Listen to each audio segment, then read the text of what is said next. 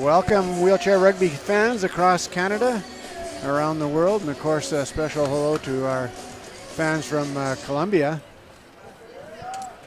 To this, the 2020 Paralympic Qualification Tournament. It's Sudden Death Sunday as Canada will take on Colombia at stake, a trip to Tokyo. I'm Tim Frick, joined by Adam Frost. Frosty, what's your prediction here, and what do you think is going to happen? Well, I think we'll see a similar game as we saw the first time these two teams played. I think that Canada is a little bit deeper team, top to bottom, and as this game wears on, we'll probably see that taking place. See how the Colombians manage to do about controlling Zach and forcing the ball into some of Canada's other players, I think, which is maybe the key for them to have success here. And,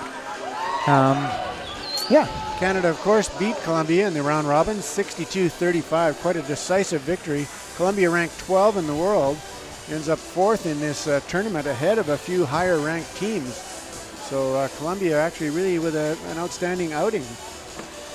Well, I think that obviously their goal will be to win this game. Why wouldn't it be? And they're similar to how the Germans. I will sure there will be there at that initial disappointment if they don't qualify. But when they reflect back upon this tournament, I think they'll take a lot of positives away, regardless of the outcome this afternoon. The referees for today's matchup: from Germany, Kristen Hempfling, and from the USA, Madison Little. And the referees this week, Frosty, doing a great job of, I guess, keeping all these games under control and making some terrific calls. And there's been a few times when we haven't really known what the heck's going on, and they've clarified it for us. So good job by the referee crew all week long. Don't envy the job of the referees. It's no kidding. So Canada will start Zach Medell, number 33, 8, and Mike Whitehead out of Windsor. Number 10 from Parksville, British Columbia, Trevor Hirschfield, and number 41, Eric Rodriguez. And for Colombia, the big gun is number 4, Orozco Nunez. Number 10, Rodriguez. 11, Vargas. And number 7, Carlos Neme. And he's had a great tournament, has number 7. Yeah, he has. He's a great young player for the Colombian squad. So Nunez dishes to Vargas, and he'll score. First try for Team Colombia. And with Medell and Whitehead out there, expect a lot of hard-hitting action. And here comes Medell as he just out-sprints Nunez. Yeah, a couple quick goals for each team. Colombia ended up with one-on-one, Zach versus Roscoe there. I'm not sure that's the matchup they're going to want all day if they're going to have success.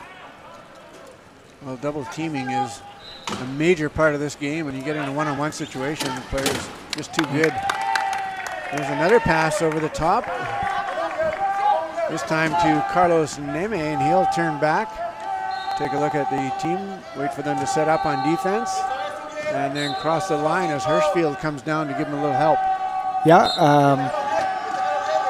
ensuring they get the look they want on defense here. Good long pass by Hirschfield to Whitehead, tipped ahead immediately to Zach Medell, and he'll cross the line unscathed, right side. Yeah, you see how there's no hesitation for Mike to move the ball there after he receives it. Recognizes he's in that double team, so just got to move it. So number 8, Mike Whitehead for Team Canada, long-time veteran of the team. Nunez is bottled up in his own zone. Across comes Whitehead, forced to pass up to Vargas. He's hit by Hirschfield. Doubled now by Whitehead. Ball tipped away from Vargas. I'm not sure whose chair it went off. I think it went off Hirschfield's chair, so it'll be Colombia ball.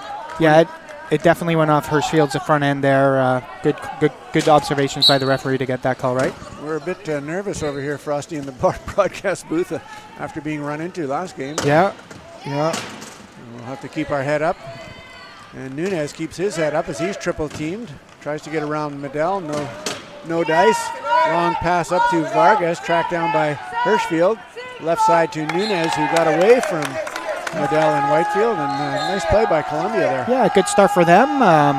I'm sure this is the start they're looking for. They've gone 3 possessions out without turning the ball over. So Zach Medell takes that one hopper from Hirschfield and immediately sprints up court. Boy, has he got great acceleration. yeah, not the greatest team spacing there by Canada on that inbound, as they were all kind of right in the same area. But nonetheless, the ball came into Zach and turned and scored a reasonably easy goal. Well, sometimes in a crowd, there's not much room to move, and that time it was Medell who had the open lane. Here comes Vargas now. Crosses center, left side. He's got Nunez. Big hit by Nunez on Medell, and Colombia with a great start. Yeah, well, this is what they got to be looking for. I mean, I'm sure they'd prefer it if they'd turned the ball over once or twice and got by more, but trading goals with Canada this early is definitely a successful start for them. So at risk of sounding like a broken record, Hirschfield to Whitehead to Medell, exact same play, well executed by Team Canada. Yeah, Canada not expending any energy to score goals so far, which is... And that is probably the first little hint of a momentum shift we've seen, as Colombia unable to get the ball inbounds. Yeah, well, Canada got the matchups they wanted there on defense. Given their quick score, they were able to transition and effectively and force Colombia to use that first timeout. So Coach Patrick Cote, he's been the head coach now after serving as an assistant for quite a few years, since early 2017. He's done a great job with these guys, Frosty, getting them ready for this event. Yeah, Team Canada is definitely looking good and poised and ready to make an impact in Tokyo should they win this game. Hirschfield tracks down Nunez, right side. Nunez over the top to Vargas, number 11, and that was a good long cross-court pass. And now it's Medell up to Whitehead. He's tracked down by Vargas, triple teamed.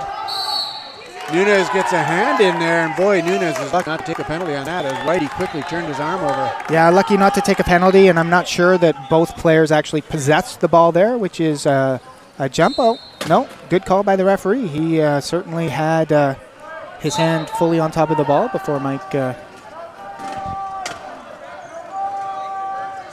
alternating possessions, it'll be Canada ball. And that's the advantage of a tie-up if you're the defensive team and don't have the next possession. Yep. So Medell scores easily. Here comes Colombia. Vargas looking for some room. Dumps it over the top to Nunez. He's covered by Whitehead. In comes Medell. Big hit. Nunez hangs on. Triple team now. He's got that ball up high. Whitehead reaches for it. Nice little dish over the top to Neme, left side, and he'll just squeak in inside the post with Hirschfield bearing down.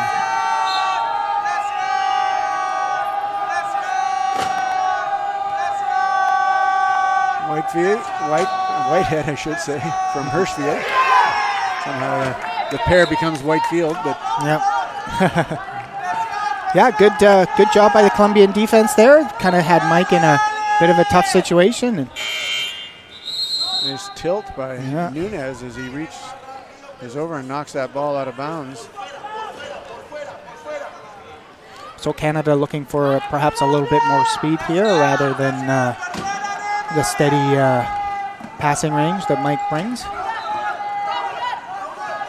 Fabian Lavoie, number 11, into the game for Canada. He stopped, but long pass up ahead to Zach Medell. Tips it to himself and tracks it down. Nice play by Medell to manage that. Neme into Vargas.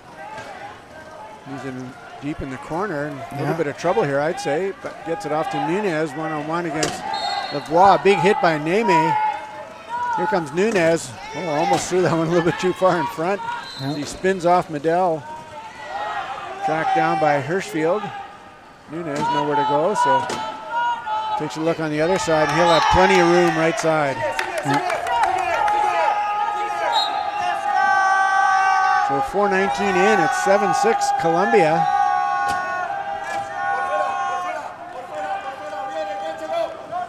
Rodriguez trying to track down Medel. Vargas tries, Nunez tries, and no one can even come close as the youngster from Okotoks, Alberta scores a try. Yeah, good job by Zach there to get the ball in movement and a bit of space and turns the corner, and there's no stopping him once that happens. And I guess, Frosty, to me, everyone's a youngster, but Yeah, both of us. that's another story. Yeah. As, Neme gets a little adjustment to his chair installation there. As Canada jockeying for position. They got to be careful not to make contact, I guess. Yeah, both teams do at this point in time, and Canada did have a good look on defense there. So the Colombians kind of put themselves in and out of the inbounders' range. So Neme finds Vargas in the corner again. He's hit by Lavoie. Well, ball almost tipped. Nunez now deep in his own zone. Long pass up ahead.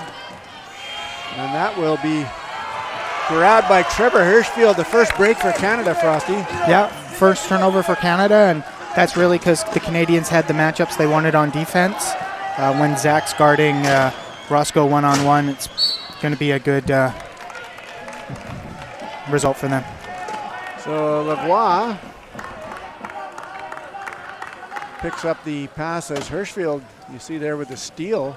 Yeah. To Lavoie. Lavoie heads down the other way and pushes the Colombian, I believe, number 11, Vargas, over the try line.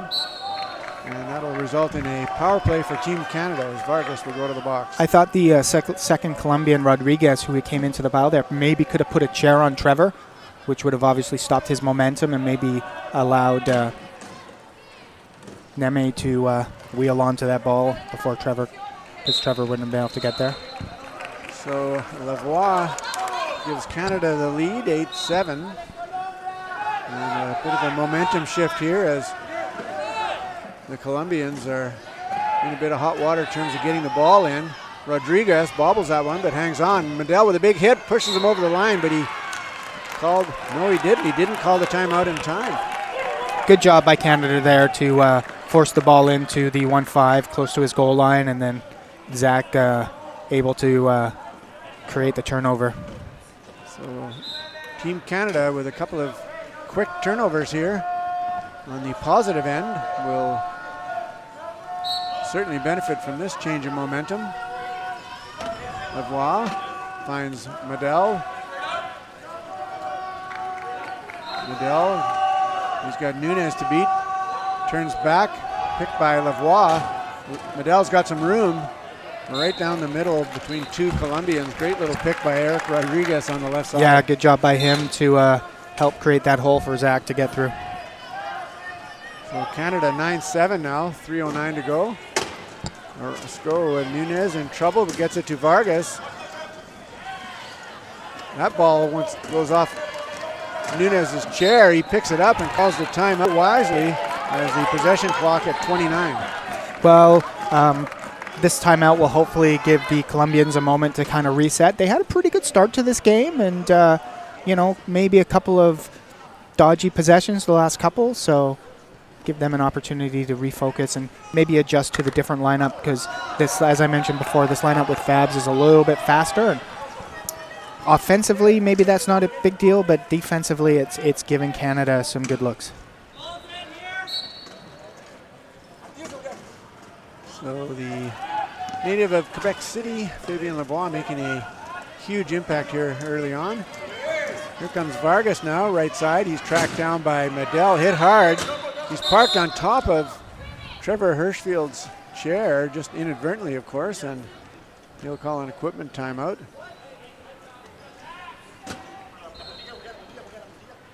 So it'll be Colombia ball. 19 seconds on the, nice hit by Medel there, and he ends up on top of that defensive chair of Hirschfield.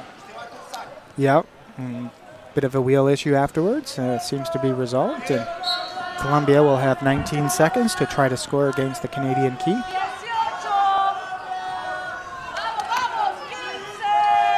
And here they come. A little cross pick action. Nothing doing left side. Nunez turns back again. Now he looks to the right.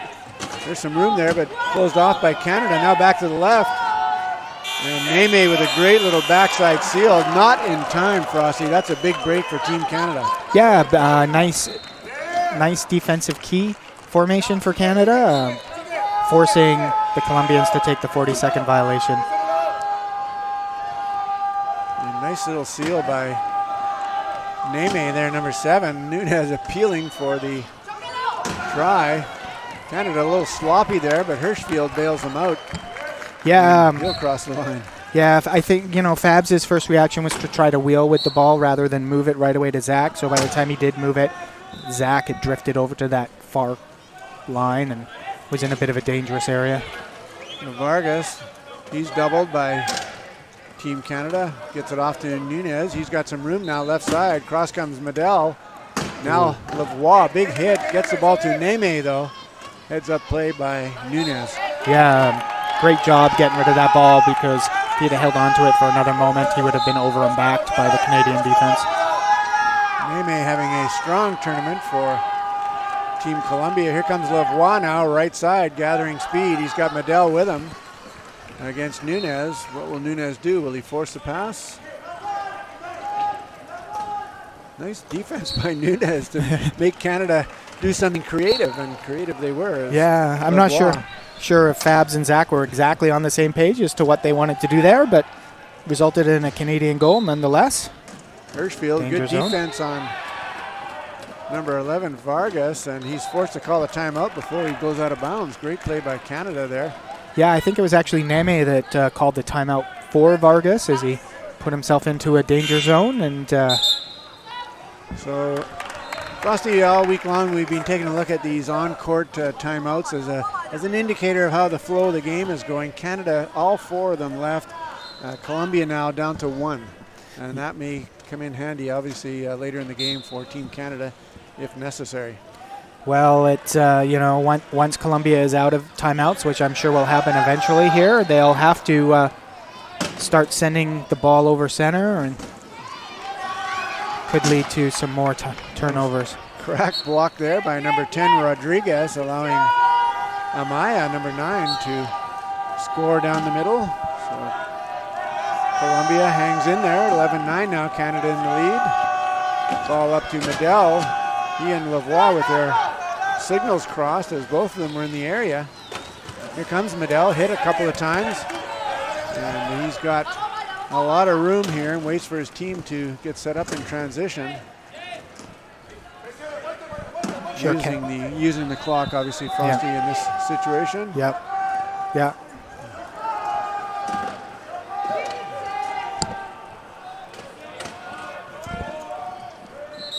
Well done by Team Canada there. 53 seconds to go in the quarter.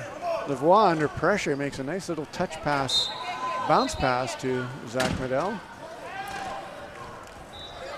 Colombia would like to have scored quickly, but instead will take their time.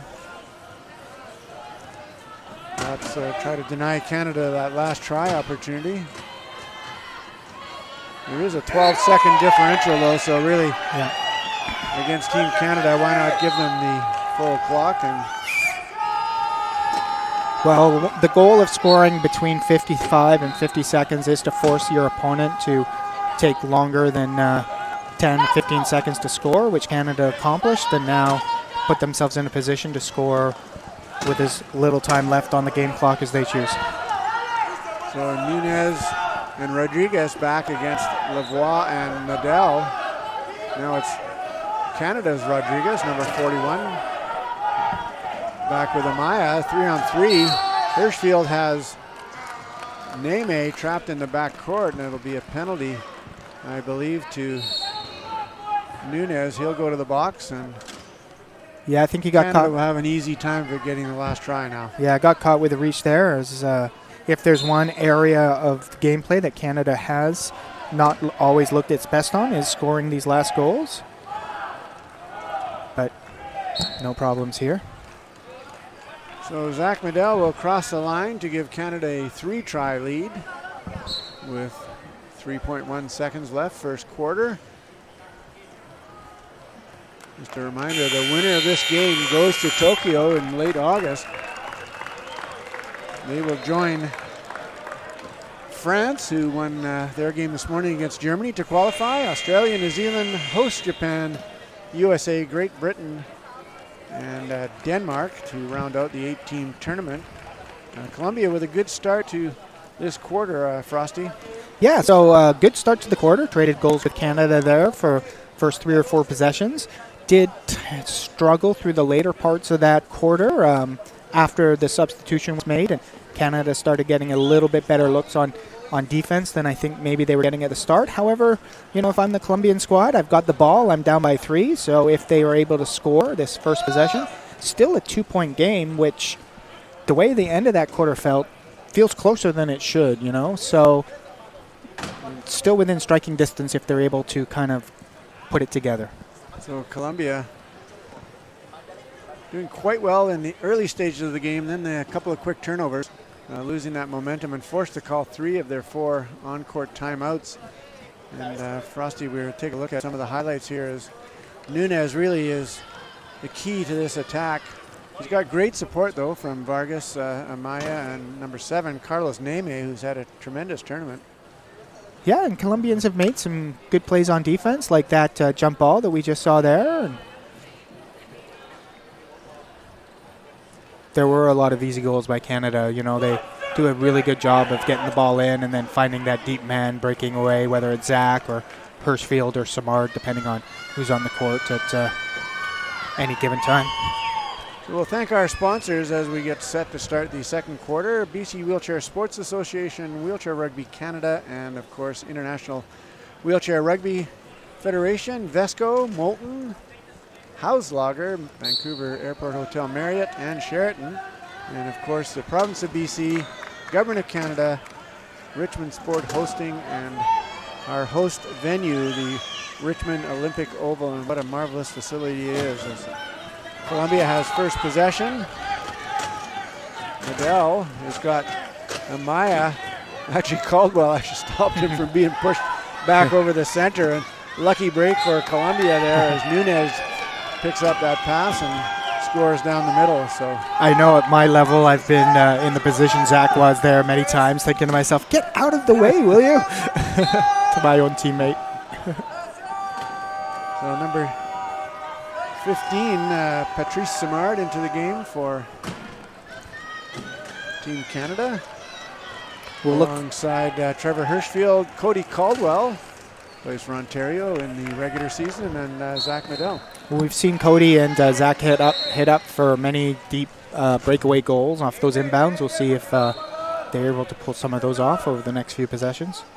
There's Caldwell, an excellent inbounder, and able to get rid of the ball quickly and deep.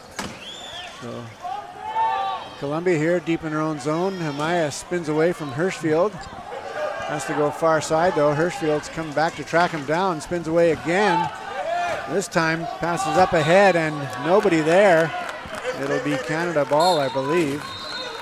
Yeah, 2 open men over center there and seemed to miss both of them. A little bit of communication as to who the ball was going to could have helped. So a little bit of a different look for Team Canada defensively as they're making it really difficult for Colombia to get the ball in bounds. Yeah, and I was thinking that the Colombians actually made it a little bit more difficult, I thought, to break half than they had to, because it seemed that the ball carrier had a lane to just wheel over center at first and then sort of slowed down and followed his pick, which eventually led to them getting into a little bit of trouble. And as you mentioned earlier, when you run out of those on-court timeouts, you have to be take a few more risks in terms of passing the ball over center, and that one resulted in, I think it'll be Canada ball. I don't think it touched the Canadian. There seems to be some confusion here at the coach's bench. Yeah, discussion between the referees and the team staff as to what actually happened that last play, which was a bench timeout, I believe. But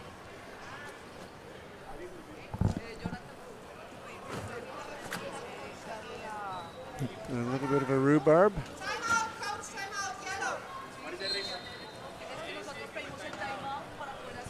So the coaches here a little bit distracted with whether or not there was really a timeout. I'm pretty sure I saw one of the coaches come over and call one, and then they try to get out of it, but great job by the referees to straighten things out. Here comes Medell. He's tracked down by Nunez deep in his own zone. Now he's stopped. He's got Simard up the left wing. Simard better hustle if he's going to pull this one in, and Canada returns the favor with an uncharacteristic turnover. Yeah, well, you know, when you're playing against a player like Zach, you know, one of the strategies is to make them pass because, as you just saw, that's a higher percentage of an error than when he's just wheeling with the ball.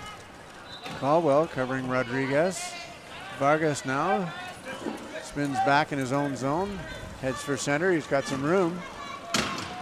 Medell hits him and spins him.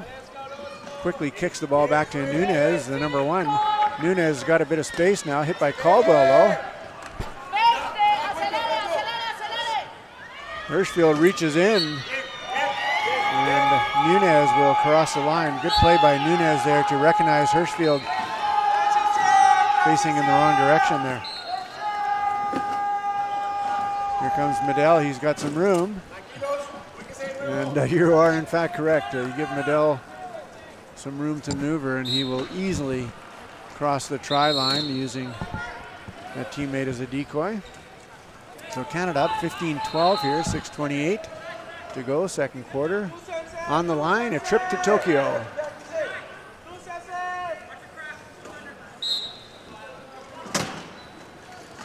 Neme finds his favorite target, Nunez. Nunez double teamed there by Caldwell. Drops it over the top to Vargas. He's got a bit of room, one-on-one against Hirschfield. Hirschfield reaches in. Vargas almost went over and back, but makes it over the line. Used all 12 seconds of their 12-second count to get over half, but nonetheless made it successfully. Nunez now has got a bit of room in the open court. Goes back door on Cody Caldwell, number 9, out of Cavan, Ontario. Yeah, good job by Colombia. You know, good for them. They're hanging around. It's still a 2-goal game, almost halfway through the second quarter here.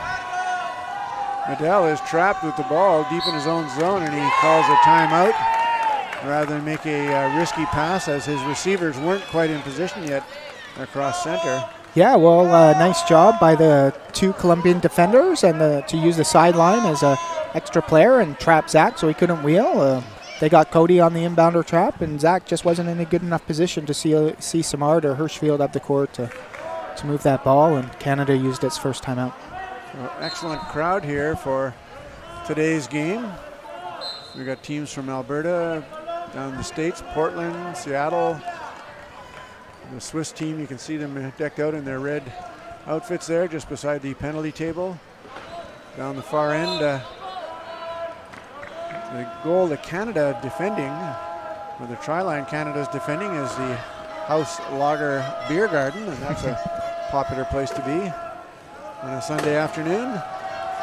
Here comes Medell, passes inside to Caldwell, and Cody Caldwell's had a good tournament as well for Canada. Yeah, a steady player, doesn't make too many errors, and keeps calm under pressure. Yeah, he's had a good tournament for sure. He's connected well with Zach when he's been asked to.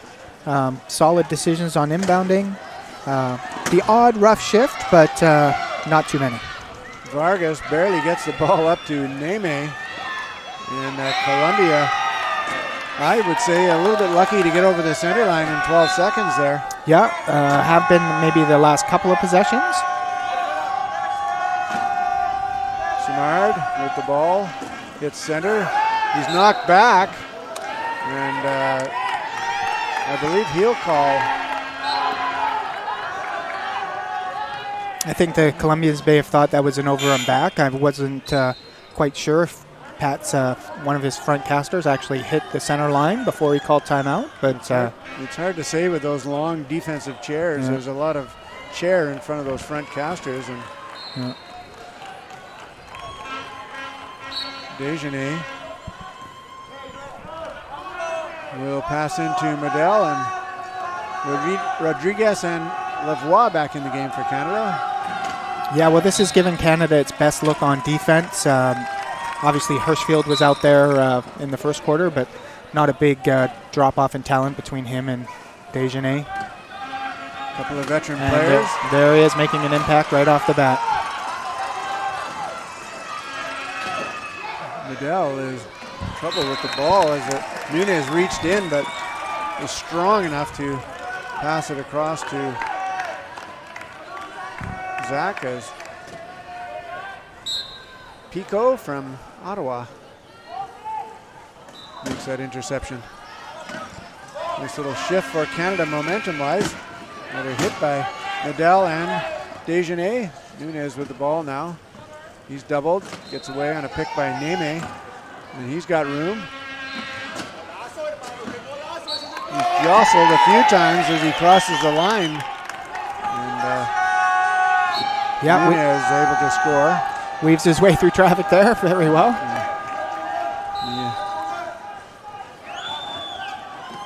He reached in on Zach Medell, and big smile from Medell as Nunez will head to the penalty box. Yeah, seemed like a good idea at the time. You really got to kind of flick the ball off his lap in those moments, because if you try to put your hand on the ball, the referee's going to rule in favor of the offensive player all the time there, because it's pretty tough to do that and not get a part of the person's body that you're reaching in on. So Medell now will quarterback the Canadian power play. Brazil content to allow them to score in favor of trying to disrupt the Canadians' transition. Obviously, Canada trying to keep Nunez there, so he'll declare inbounder. Yeah, so he's going to try and follow. A clever move by Neme. Neme up here, yeah. No, they keep him in there. Nice job by Canada. So yeah, this is a good look for Canada on their defense here. They little bit slow to. Ball pops out of Carlos Vargas' hands into the hands of Zach Medell, and well done by Canada strategy-wise, and they keep Nunez pinned on the far side near the penalty table. Neme gets it into Rodriguez. Back to Neme. Ball tipped by Desjardins. They'll race for it. Here comes Medell, but Vargas able to grab it. Vargas almost tipped over. He's hit hard by Lavoie. Double teamed. Nunez finally gets free. Pass over the top to Neme. Good play by Colombia under pressure to score there. Yeah, Canada had a great opportunity to create back-to-back turnovers there based on that transition, and just kind of Fabs and Zach got a little bit lost on who they were defending, and Colombia got the ball in. Well, Lavoie will pass the ball up to Zach Medell. He's got Rodriguez and Desjardins with him. Nice picks by each of those two players to allow Medell to score. It's again a good look on defense for Canada. As Nunez not able to receive that pass. Vargas doing a good job for Colombia though. Yeah. Threads the needle on that one. So Rodriguez quickly to Nunez, and we've got, I'm not sure what the call is here. Reach on Fabian. Might be a penalty on Lavoie for reaching in. Yeah. He was just a little bit late, and unfortunately has part of Nunez's arm in addition to the ball. So.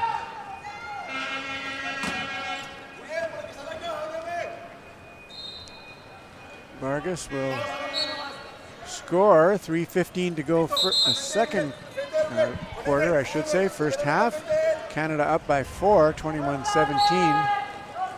And Colombia doing a good job of hanging in there. Long pass to Medell, he tracks it down. Nunez won't get there, tries though, as Medell scores inside the right post. Yeah, obviously Fabian brings that deep pass on his inbound, and looked like him and Zach were kind of looking for that right off the hop. Nunez finally gets the inbound for Colombia. That's the play they want to see. Nunez better hustle though to get it over center. Wow. I'm not really sure what happened there, but somehow Nunez weaved his way through. A couple of pump fakes sort of spread the Canadian defense out a bit.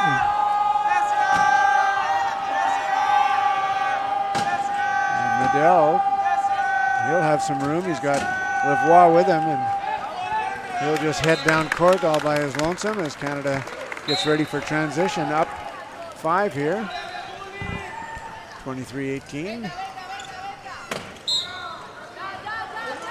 2:45 left in the first half. Neme finds the hand of Desjardins, but Desjardins knocks it out of bounds, so it'll still be Columbia ball, but not a bad play by Desjardins as Columbia will be forced to make a corner inbound. I think he thought he had it there. Good job by Vargas to bump his chair. Tough inbound here. A nice catch. Very good grab by Nunez and a good lob pass by Neme, and he immediately heads up the court on give and go, and he'll score. So Colombia doing a good job here against Team Canada. Yeah, I think they've got to be happy with this score so far. I mean, it's certainly not out of reach at almost halftime, so. We've got an equipment timeout, I believe. And again, folks, take a look at that beautiful Richmond Olympic Oval. What a facility it is. Here in sunny Richmond, D.C., I'll say. Colombian fans cheering their team on. Here comes Desjardins. Nice quick flick pass up, or I should say Lavoie, up to Desjardins. And Class 1 will score easily. Yeah, nice pass by Fabs. Kind of had nowhere to go there and nothing to do but release that ball. But Canada well coached in how to create space, and there's usually somebody open at that point in time. Here comes number 11, Vargas. He spins back, has to pass. Ball goes to Nunez, knocks it down, then grabs it. Gets away from Medel thanks to Rodriguez' pick. Looking for some space. Ooh. A little no-look backhand over the shoulder. I don't know what to call that pass. Rather clever, though. Yeah, well, he knew what he was doing the whole way. Always makes me shake my head when I'm coaching and I see players do that. Medel now for Canada. He'll be in a race with Vargas, which he will, of course, win. He's got Lavoie with him. And it'll take a few moments to cross the line as that clock management really starts. You know, once the 2-minute time clock ticks by, it's time to start clock management. Yeah, good job by Zach to power through that double team and get the ball over half. So Canada set on defense here to deny the pass. Nunez gets free left side. Big hit by Neme on Medel. Nunez up to Vargas. He's got some room. Desjardins won't catch, Desjardins won't catch him. And Colombia really hanging in with Canada. There's really been no momentum shifts to speak of. Canada trapped deep in their own zone, and they are forced to call a timeout, I believe. So. Yeah, I mean, a bit of an early timeout, only 3 seconds into the count. It did look like Fabian was kind of drifting open there within Zach's range, but I guess Zach deciding to be safe rather than take chances at this point in time. Did fumble this ball a bit. So a pass into the wheels of Medel, which forces him kind of deep in his own zone. I guess he thought he might be pushed over the line, perhaps. Yeah. But either way, both teams now with just one on-court timeout left, and the Colombian fans pretty excited about that. Yeah, they're last having turn of events. They're having a good time, and certainly loud and cheering their team on. So Canada in the set offense here will look to cross the line at that magic 55-second mark. And Medel finds his way in. Oh, unlucky break for the Colombians here. The Colombian player back over the line. Also a penalty on Colombia, is it? Yeah, I'm sure Canada will still try to score quickly and probably force the Colombians to inbound around 50 seconds is my guess. But Well, only one on-court timeout, and Canada might want to save that one for later, so yeah, perhaps they'll run down a little more time. Yeah, I don't expect them to.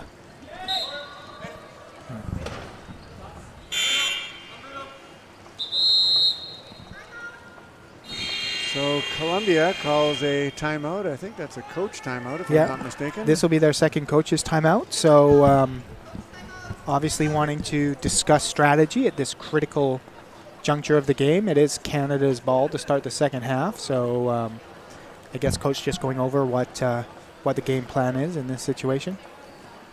So 52.4 seconds, you can see on the screen there. Canada up by 5, 26-21 in a must-win situation for both teams, obviously, if you have any hopes of going to the Paralympics. Canada, of course, has never missed a Paralympic Games or a World Championship, and their plan, obviously, to keep that record intact. Well, it's looking good at the moment. Better to be up by 5 at this point than down by 5, I think, but still got lots to play.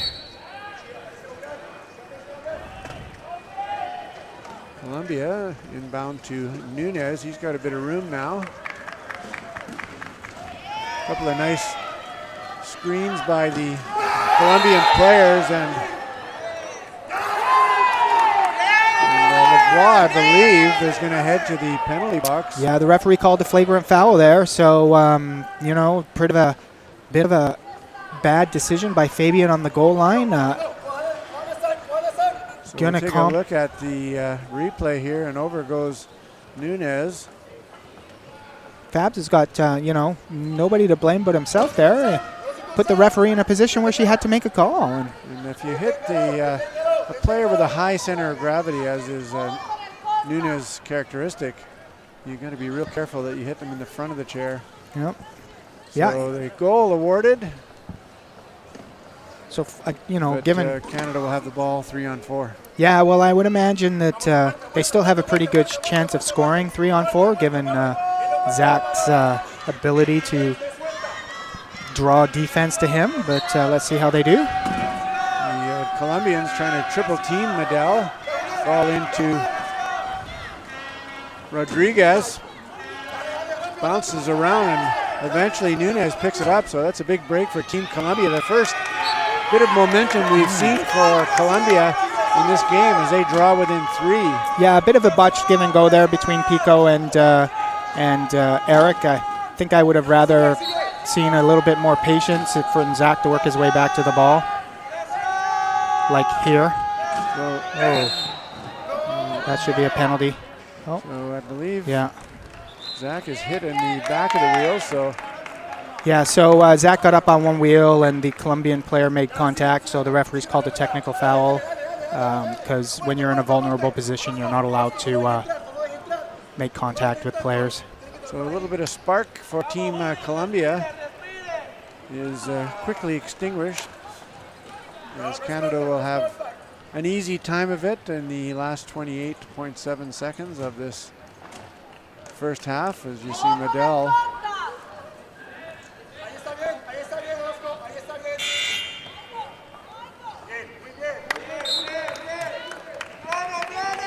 So I think Coach Cote has used a timeout here to kind of just go over some strategy as to how to be effective this 3-on-3, because Canada was in a bit of a difficult situation before that timeout. They would have been able to get the ball in, but then they were stuck in that corner. None of them were going anywhere, right? So this gives them a little bit more room to hopefully do an effective transition and get the ball in. Excellent work by Colombia to hang in there, as they had Medel pinned really in the corner. Kind of a dirty trick, I guess, once you wipe a guy out and then on the sideline to pin him there, but that's the nature of the game. And the Canadians will inbounds.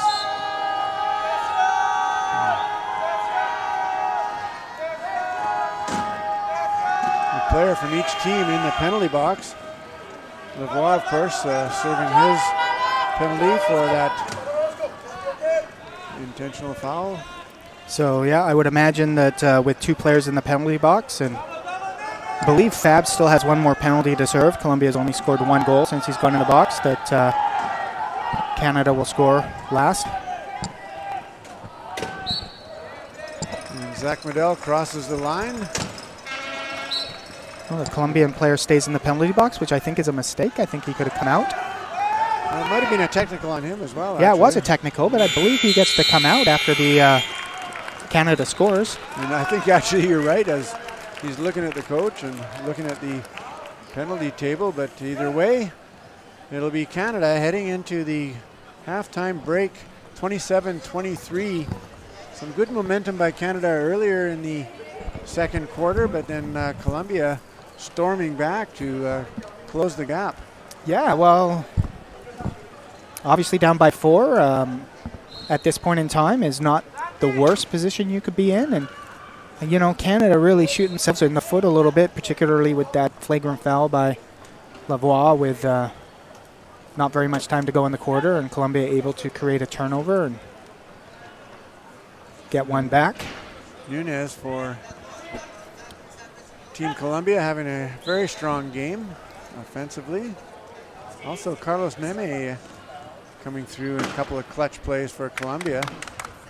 And of course for Canada, Zach Medell, strong performance. Canada really able to use a few more players, I guess, than Colombia has. So at some point, fitness may become a factor. I wonder if we'll see Zach get a break anytime during the second half. I'm not sure. What do you think, Frosty? Well, if I was Pat or Coach Cote at this moment, I would not be thinking about giving Pat a break. Or, Zach a break. But I think I'll get my goal differential a little bit higher before I think about doing that. Yeah. Pull that one. Because, you know, not that Fabs and Mike are by any stretch of the imagination bad players, but they don't bring the same sort of attributes that Zach does. Well, the extra half point, of course, and in terms of balance and ball handling is a bit of an advantage. And, of course, you have to match up to a certain extent against number 4, Nunez there. As you can see, he's really controlling the ball. And there's that little shovel, underhand, reverse, backhand shovel pass. Not sure that's in the coaching manuals yet, but after this game, probably revisit that. Take a moment here to begin the sponsor thank yous. Obviously a tournament of this magnitude, Wednesday through Sunday, games all day long, every day. Great hosting by the Vancouver Airport Hotels, Marriott Vancouver Airport Hotel and the Sheraton Vancouver Airport Hotel. House Lager, of course, our beer garden sponsor. Molten providing the balls for this tournament, as well as wheelchair rugby around the world and other sports. Vesco rugby chairs and day chairs. A lot of players, as we've mentioned, sponsored by Vesco. The province of British Columbia, Government of Canada, Richmond Sport Hosting, and the Richmond Olympic Oval, the gorgeous Richmond Olympic Oval. And this place is a beehive of activity pretty well 24/7, as it's got hockey rinks, basketball courts, wheelchair rugby courts, volleyball, badminton, you name it. Really wheelchair accessible. They've done a great job of hosting parasport events, and of course BC Wheelchair Sports Association, Wheelchair Rugby Canada, and the International Wheelchair Rugby Federation. And we know already that France will be going to Tokyo in the end of August to the Paralympics. They'll join Australia, New Zealand, Japan, USA, Great Britain, and Denmark. Canada and Colombia here yet to decide who will get that 8th and final berth. Yeah, obviously we have one more half to go before that's decided, but it's hard not to think ahead as a fan of the sport and start wondering how the pools are going to shape up and who will be playing who and what matchups we're going to get to see. And yeah, I'm quite looking forward to it. I'm not sure exactly when they're making that draw. I know in the past they've done it at Canada Cup, which is in June, but the Tokyo Paralympic Committee may want to know the pools a little bit before that. I'm sure one of the delegates from the IWRF would be able to let us know if we asked. Well, Coach Patrick Cote, along with assistant coach Dave Wilsey. Wilsey, of course, a star of the Murder Ball movie. Was on the national team from 1998 to 2016. Had a huge impact there. Former team captain. No surprise that he's turned to coaching with Team Canada. Yeah, it was great player for Canada for many years, and certainly led the way the year we were able to win a World Championships. Him and Garrett Hickling were two major contributors to that. And Medell is in a bit of trouble here. He's looking for somebody to pass to and has to call that final timeout as Lavoie still in the penalty box. Canada down a player. 3-on-4. Yeah, interesting decision to inbound the ball there into the back court rather than attempt to get it into the front court where you perhaps have a little bit more time. Medell double teamed. He's got a bit of room though. Nice pick by Rodriguez. Across comes Neme. He won't be in time. Medell double team, spins out of it. Vargas comes and hits him. Medell still with the ball, goes right side now. Great spin move. He's got Nunes to beat instead. Passes to number 12, Patrice Desjardins. And Canada there scoring in a 3-on-4 situation. Nice little shift of momentum for them as Lavoie comes back on for Team Canada. He tracks down Nunes, forces the pass into the hands of Eric Rodriguez from Canada. Medell there to help out. And Nunes thought he may have had a hand on the ball, but I don't think so, folks, as he'll go to the penalty box, I believe. Yeah, so reaching foul on number 4 from Colombia there, and fortuitous bounce for Canada. They were able to score a man down and create a turnover right off the bat, and are poised to head up by 6, obviously. So Team Canada will inbound.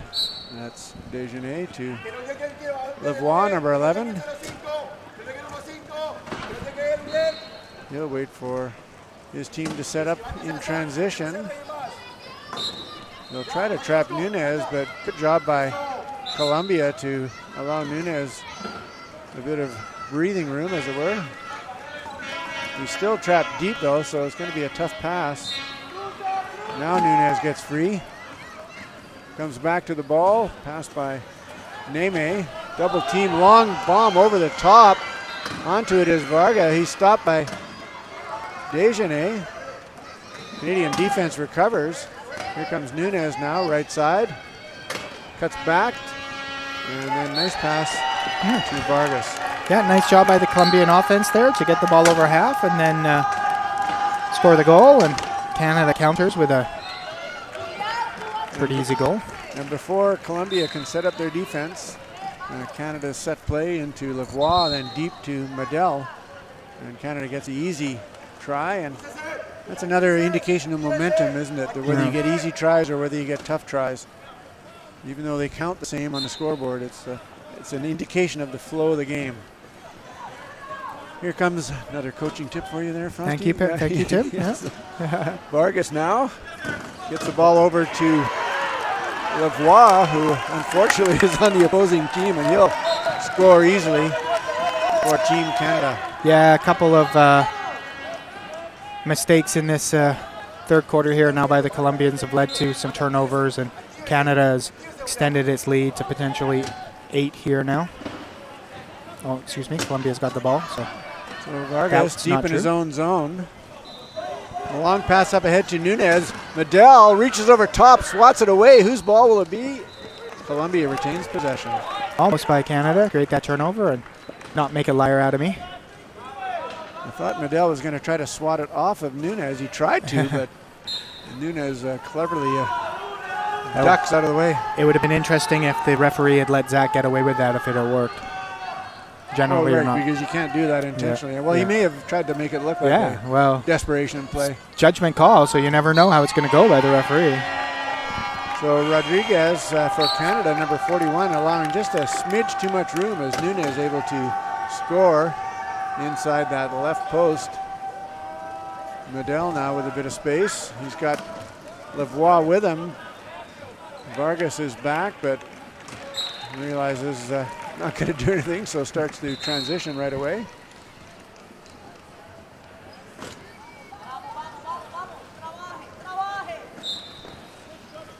Neme looking to inbound for Colombia. He's had a good tournament, as we've mentioned a few times. Only that time the ball bobbled by Nunes. Neme there to pick it up and return the favor. And we heard that hissing sound all the way over here at the booth, and Nunez will call an equipment timeout. Yeah, Colombia probably a little lucky on that. Yeah, lucky break for the Colombians. Can't guarantee that would have resulted in a turnover, but it was going to be dodgy regardless. Well, Nunez was still midway to the halfway line or the center line. And nobody was open deep. In traffic, yes, and so it would have been difficult to get there in the 5 seconds approximately that he may have had left as Team Canada opportunity for a breather. Canada able to rotate in their lines a little bit.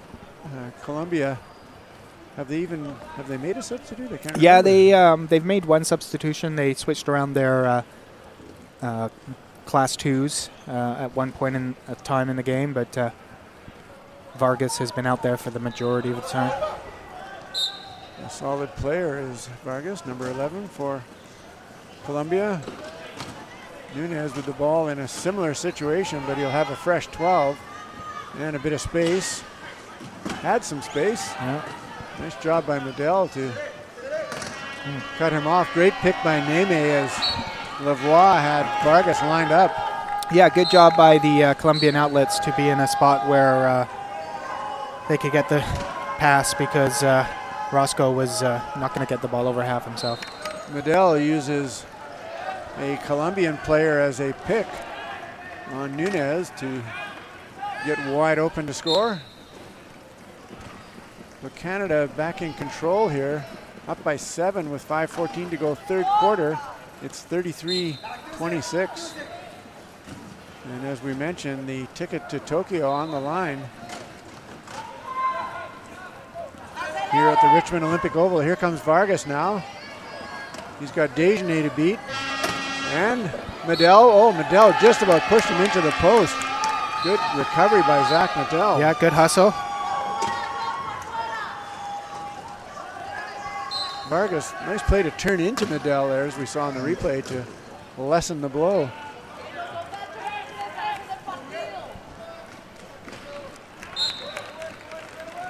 And back comes Zach Medel the other way for Canada, and things have kind of settled out here, Frosty, in the last few moments. Yeah.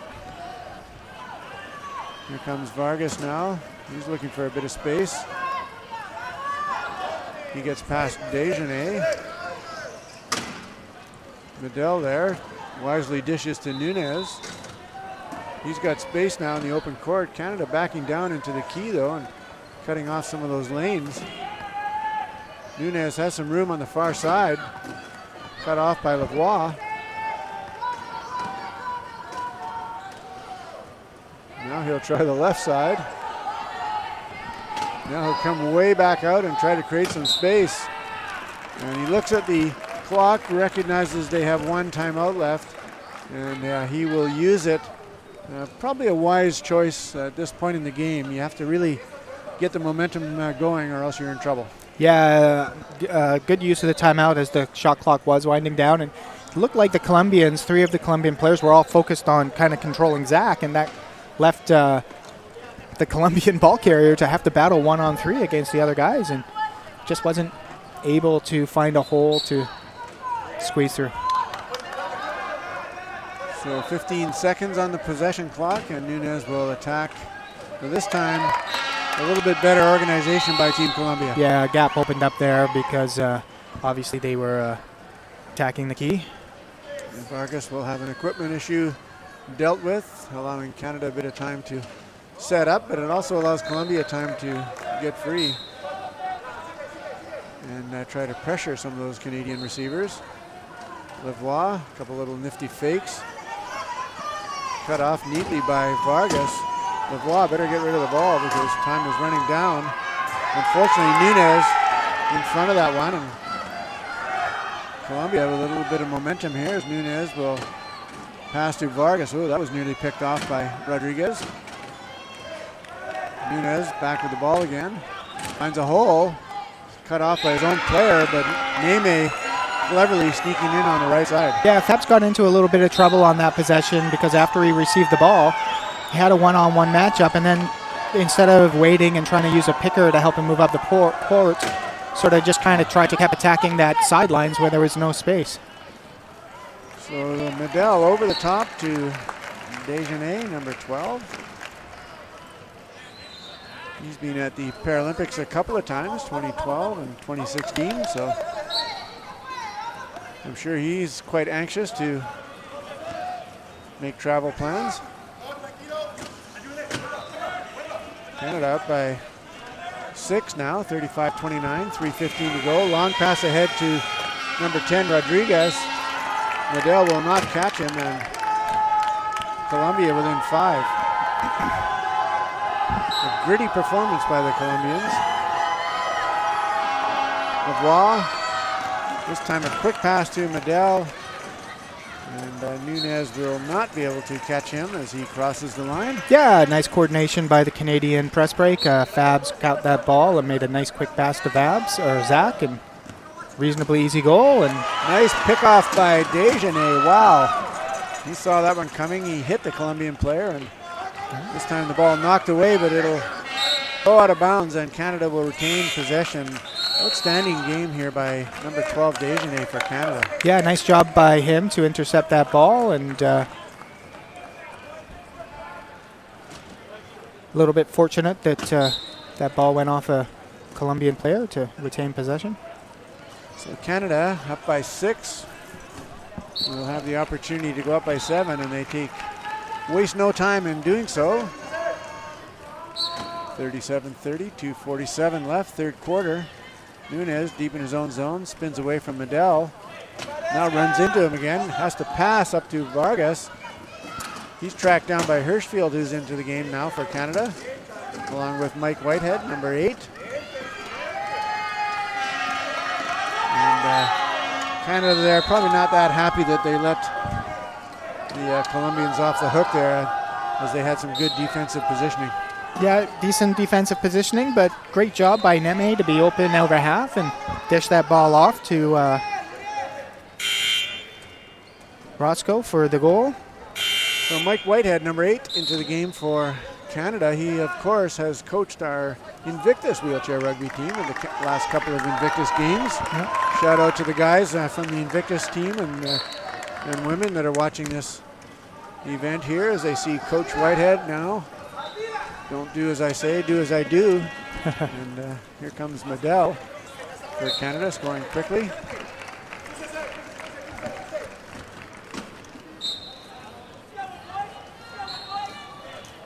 Whitehead and fellow Ontarian Paul Bowes coaching some of the wheelchair rugby and wheelchair basketball respectively at the Invictus Games. Whitehead's hoping he won't get to coach this year though, because he'll be preparing for Tokyo. Well, right now it's looking good for them. Nice pass inside to Neme, and Neme is having a terrific tournament. Yeah, he's a solid player. Always impresses me when I watch the Colombians play. Whitehead, the quick pass to Zach Medell, and Zach looks to the bench, gets the instruction, and crosses the line. So Canada hangs on to that 7-try lead. 1:59 now left, third quarter. Just a quick hello to everyone watching on the Canadian Paralympic Committee Facebook page and on cbcsports.ca. We're quite thrilled that we're able to cover the game so extensively, and Whitehead there, picking off that pass and rolling in.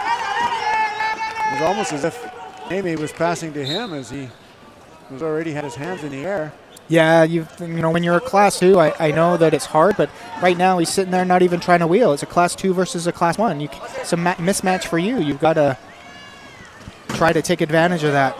Zach Medell hits Nunez hard right by the score table, and he bounces off and over the line.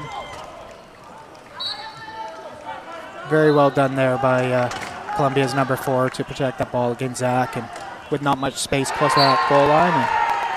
And that time Hirschfield passed the ball, I think, a little short to Medell. He's not quite able to hang on.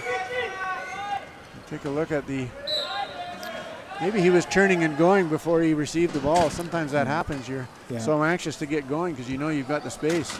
Yeah, just takes your eye off the ball for half a set or a moment and hit your hands the wrong way.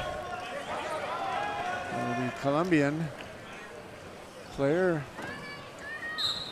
tips the ball off of Medell out of bounds, and it'll be Columbia ball still. Minute 30 left, third quarter. Pass over the top to Amaya. Amaya has the ball tipped away, I believe by Whitehead, and here comes Medell.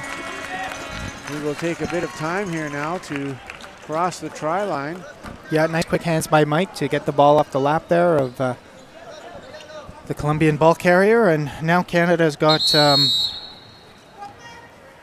did have Roscoe tied up in a pretty advantageous position, but so we'll take a look at the replay here. Nice tip by Whitehead, quick hands to poke at that ball, knock it free, and Medell alert. This will be Whitehead's 5th Paralympics should Canada maintain this lead, and I believe they will, of course, up 40-33, and of course I'm a Canadian, so clearly I'll root for the home team. What an opportunity to qualify for the Paralympics on your home soil, the country that invented the game of wheelchair rugby. Yeah. And, quite the story. As Medell crosses the line, 56.7 seconds. Yeah, so Canada had a good opportunity to deny there, but unfortunately I think they got their wires crossed a little bit on defense, and Mike was a little bit late arriving to the... Amaya able to get that one away to Neme just as he crossed the line. Neme hit hard by Medell, gets the ball to Nunez. Nunez has some room, shut off by Hirschfield, but he follows through into the post. And I believe we'll head to the penalty box. So yeah, with 36.9 seconds to go, I expect to see Colombia attempt to score last goal here, given there's a player in the box. And they have the ball to start the fourth quarter, so sort of a guaranteed turnover. So although you're not really looking to waste time at this juncture, it's probably a wise use of their time. Well, better to guarantee yourself 2 scoring opportunities. Obviously, to get to Canada's 0. At this point, you need tries regardless. Amaya with the ball. Uses Neme as a moving screen. Pass to Nunez. Whitehead nearly got there, but number 10, Rodriguez from Colombia with a good little pick. Yeah, I thought he was maybe going to wheel in there a little early, but good poise by him to pull off and only give Canada 2.7 seconds to try to score, and I'm sure Canada will be safe given their lead and the time we are in the game. So 2.7 seconds, as Frosty mentioned. Canada will let the ball bounce, and they'll try the long bomb to Whitehead, tipped away. Maybe a little more arc on that pass, but with 2.7 seconds, you don't want the ball in the air that long either. Yeah, if you put more arc on it, they wouldn't have gotten there in time. But yeah, at least it's a smart play by Canada to make sure the ball's touched and the clock starts before you go for that Hail Mary, because what's the worst that can happen? Well, yeah, right? Exactly. We don't want Colombia coming back and scoring. Yeah. So at the third quarter break, it is Canada 41, Colombia 34. And we'll take a look at, there's some house lager heading out from the beer garden right there. My kind of guy. If you don't hear from me, folks, in the next few minutes, you'll know where I am. Yeah, there's a lot less beer on his lap than there was a little while ago. So that's right. Obviously people are enjoying that beer. So it's a nice matchup between Nunez and Medell. Canada probably wins that matchup, although Nunez has had a strong game. It's in that second spot, though, where Canada really excels. Yeah. Well, when you're running a 3-5-2-1-5-1 versus a 3-5-3-1.5, Canada, the team with the high-low is going to have an advantage when you've got a Class 3 versus a Class 2. And, Canada's low pointers, although the Colombian low pointers are having strong games, that's that number 2 position, like you were talking about, is really starting to be a bit of a difference for Canada. Patrice Desjardins doing a fine job for Canada. They're picking that pass off. And I guess when you look at it, Frosty, from a advantage-disadvantage point of view, another pick-off this time by Mike Whitehead. You might, maybe you lose that first matchup a little bit. You lose the second matchup. You try to win the third and fourth matchups. Can you win them enough to overcome the loss of those first 2 matchups? In this case, I don't think so. No, it's not. And as we begin the fourth quarter here with Canada, looks like they're going to get in the key to start. So Nunez looking for some space. Nice little cross pick and back seal, but Canada recovers. Pass over the top to Vargas. Good defense by Canada, but having to recover to that left side allowed a chance on the right side. Yeah, well, that end of that quarter and the beginning of the fourth, it's gone exactly how Colombia wanted. So they're within 6, although Canada is scoring here. We see those 1 and 2 try swings at the end of every quarter. Colombia a bit sloppy with the ball, picked off by Medel. Here comes Mike Whitehead with the ball. He follows Eric Rodriguez in. Vargas unable to stop him, and Whitey scores for Team Canada.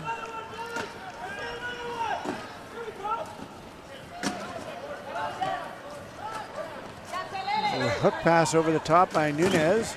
He is stopped by Trevor Hirschfield. Gets the ball to Neme. Zach Medel actually, I think, kind of knocked himself out of there. Yeah, there by clipping the front end of the Colombian player's chair. We'll take a look at the replay. Yeah, he spun himself. The Colombian player stopped, and Medel not able to adjust in time. Those long defensive front ends can wreak havoc with the shorter offensive style chairs. And the equipment crew out there to reset the chair positioning, and maybe a little sweat on the floor. Not quite sure what everyone's calling for. And here comes the equipment guy with the towel. As Trevor Hirschfield from Parksville, British Columbia. That's my junior high alma mater.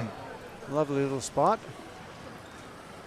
Yeah, beautiful little town on the ocean, Parksville. That's right, nice seaside resort town, as well as a wonderful community in which to live. And really enjoyed our years there in the late 60s. That was a while ago, Frosty. It's changed a bit since then.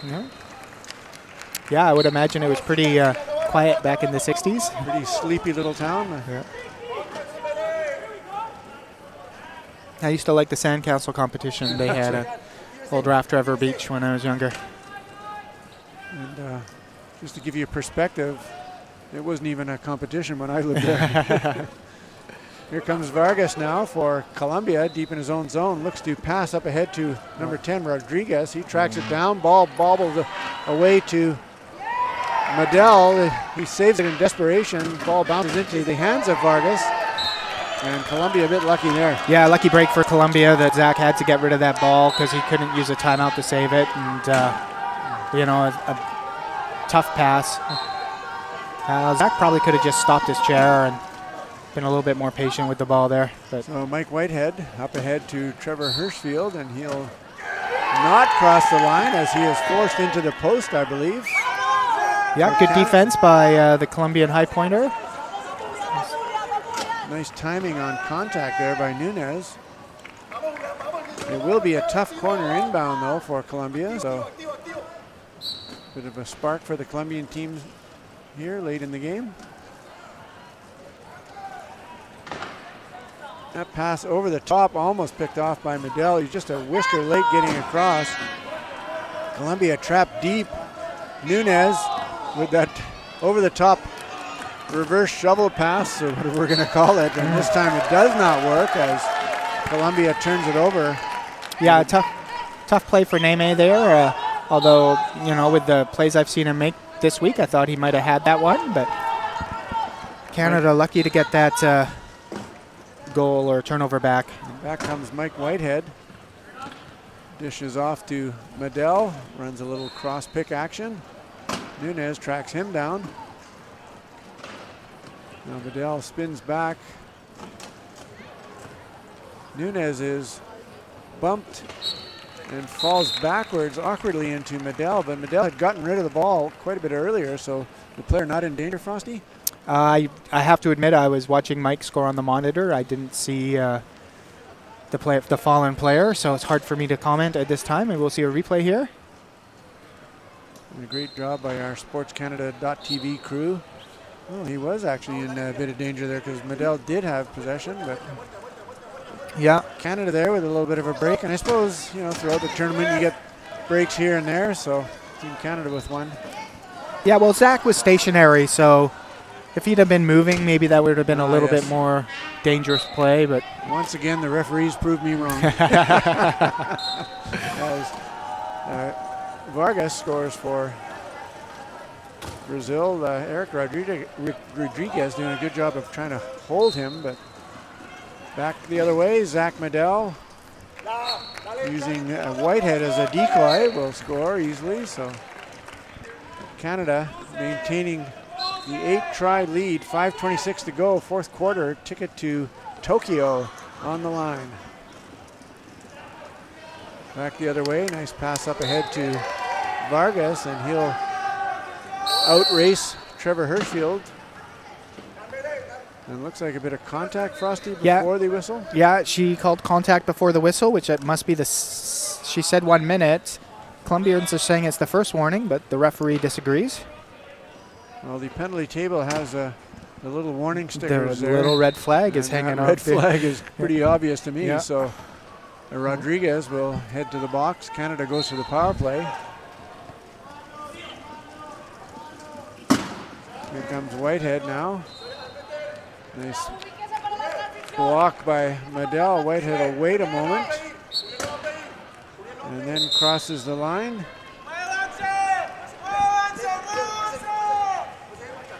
Canada restoring the 8-try lead.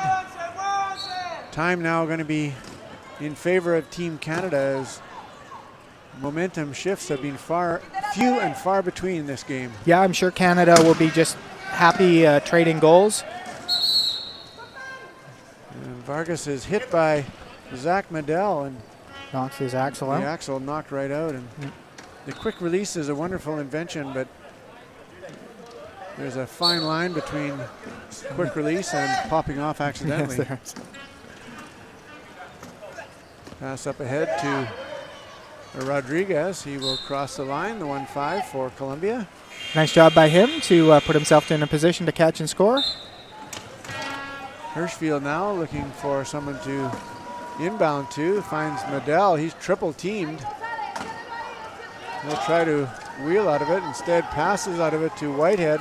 Whitehead right away over the top to Hirschfield. He's hit hard. Ball bounces into Neme's hand. Good defense by Brazil, except for one minor problem. They forgot that Zach Medell was coming down the court and denied that pass to Nunez. Great play by Medell as he goes up on a couple of wheels to avoid going out of bounds. Yeah, Mike probably wanted to put a little bit more velocity behind that pass to Trevor. A little bit soft and bouncy for Trevor to handle before the defender got there. And then, the Colombians, you're not going to get a lot of mistakes by Canada at this point in the game like that. So turning the ball right back over is not going to help your cause with time running low.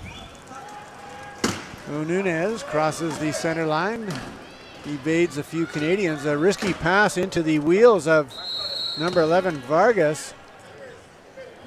And Nunez is down, so I believe the referee blew the whistle. She did blow the whistle. Nobody's possessing the ball. She's going to give it to Colombia.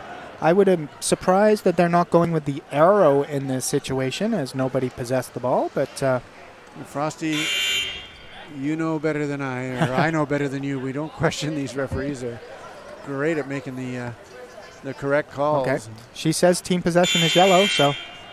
I think the Colombian player Vargas had a hand on the ball, so even though it was on the floor, clearly he was the favored player. As into the game comes number 11, Lavoie for Team Canada. He joins Zach Medell, Trevor Hirschfield, and Eric Rodriguez. Yeah, other than the flagrant foul that Fabs took, I think that this has been Canada's best line today, so not surprised to see Coach Cote using this to finish off the game. So we are just approaching the halfway point of the fourth quarter. So that means 4 minutes to go. 48-41, Team Canada. Medell on his way to score another try to extend that lead to 8. And Canada's ticket to Tokyo looking pretty good right now. Yeah, there's something would have to go drastically wrong for them not to get there now at this stage in the game. Comes Vargas, number 11 for Brazil. He's hit. Nunez, great job of tipping that one back to Rodriguez there as Hirschfield Nunez all tied up. And Colombia trading tries with Canada here in the late going. Medell now guarded by Nunez. Nice pick by Hirschfield. Medell's got some room, and look out. Turns away from Nunez. Lavoie had a bit of a pick. Hirschfield with another pick. Canada looks a little disorganized here, Frosty. Yeah, well, they've settled things down and got about 15 seconds to go here, so I'm sure they'll reset and attack together. There it is.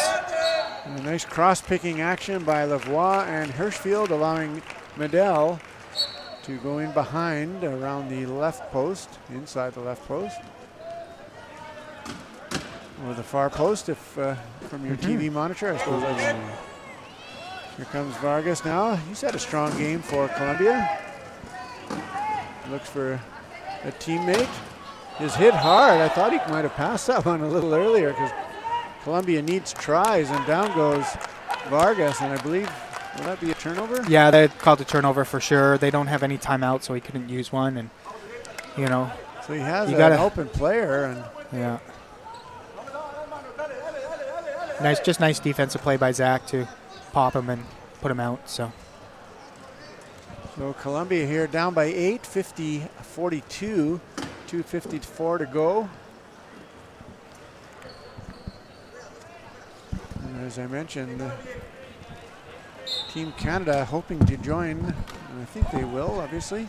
Australia, New Zealand, Japan, USA, Great Britain, Denmark, and of course our qualifier from this morning, France. In Tokyo at the Paralympics, Canada now up by 9. This lead, I would say, Frosty, insurmountable.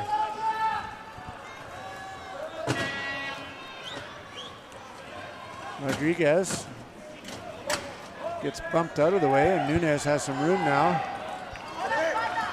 Lavoie, though, tracks him down, but Nunez, nice little dipsy-doodle move to go around Lavoie. Good hustle by Fabs there. He could be, with this league and being insurmountable, like you just said, he could be coasting out there, but he's not. Canada had that little touch play in mind, but Medell was covered by Nunez, and instead Lavoie will take it himself. Surprised he didn't slow down and by a few seconds there, but at this point, can't take those goals off the board once they're on.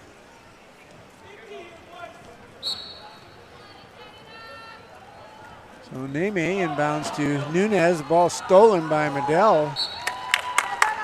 I don't even know how that happened as the monitor was in my May. Look at that, right to just Medell. through his hands. He must have taken his eye off the ball as it was coming his way. We've seen that happen to Canada a couple times today. So that's true. Sometimes you're anxious to get wheeling with the ball and you take a look.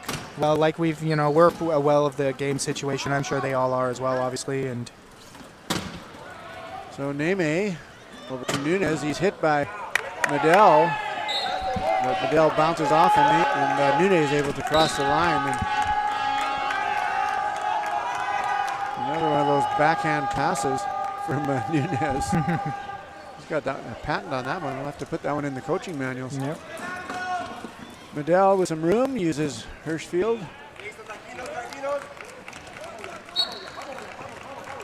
And he will put Canada up by 10, 54-44. A little bit better outing by Colombia in this game as they've left their starters on pretty well the entire game. But still, Canada well in control here as Neme goes down the left side, and he'll score the try for Team Colombia. The Colombians, though, probably quite pleased with their performance here at the Paralympic Qualification Tournament. Yeah, I think that they'll probably be happy with this game. I'm not sure if it's them playing well or Canada perhaps not having as strong as a game as they could have. That's kind of kept Colombia around, but regardless, they were within striking distance late into the second half here before it's kind of gotten a little out of hand now. Vargas in a bit of trouble. Nice quick pass, but The 12-second count violation occurs as the count runs out before the ball hits the front court. Yeah, so I say with 1 minute and 11 seconds to go, and Canada about to go up by 11, I will now agree with you that we have hit insurmountable. That's right. Canadian team now probably looking at accommodation and tickets for family and friends to attend the games in Tokyo late August. Well, congratulations to all the Canadian players. I know they work really hard, and it's great when the fruits of your labor pay off. Nice crowd on hand. Look a bit solemn at this point, but they realize, of course, that the outcome is no longer in doubt, and Canada will, in fact, be heading to Tokyo to keep their streak intact of never having missed a Paralympic Games or World Championship as Medel crosses inside the right post. Canada up now by 11, 56-45, just under a minute to go, 54.4 seconds. Colombia now just playing for pride and clock management. Nice move by Nunez to reach over top of Hirschfield and get the ball back to Vargas. Yeah, that was a nice job. I thought that was going to be intercepted for sure, but so did Trevor, I think. Wow, what a great play by Roscoe. Does have a reach advantage, so yeah. Lavoie finds Medel. He's got Vargas to beat, and he'll do that easily. So Canada, sorry, Frosty, go ahead. I was going to say, I'm sure this will be Canada's last offensive possession with no time left between the game clock and the shot clock. Time running down here on Team Colombia as Canada will. The next exciting moment for Canada will be, of course, the Canada Cup here in June, and also the anxiously awaited draw for pools at the Paralympics, picked off there by Rodriguez, and he'll just hang on triumphantly as Canada 57-46 for Colombia. Canada will be going to Tokyo, Frosty, and what a performance by the Canadian team all week long, going undefeated, 7 wins, 0 losses, an incredible point differential of well over 100, probably close to 120, 140, I should say. Yeah, congratulations to Canada.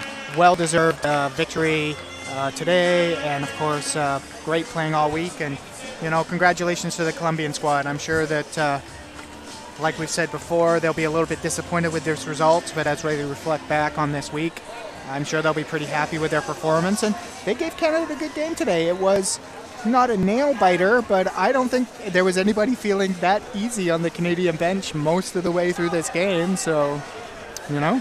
In 1 versus 4 matchup, you would have expected a little more of a gap, but full marks to Colombia there for their performance. And Canada able to play quite a few different players throughout the game, though. Yeah. And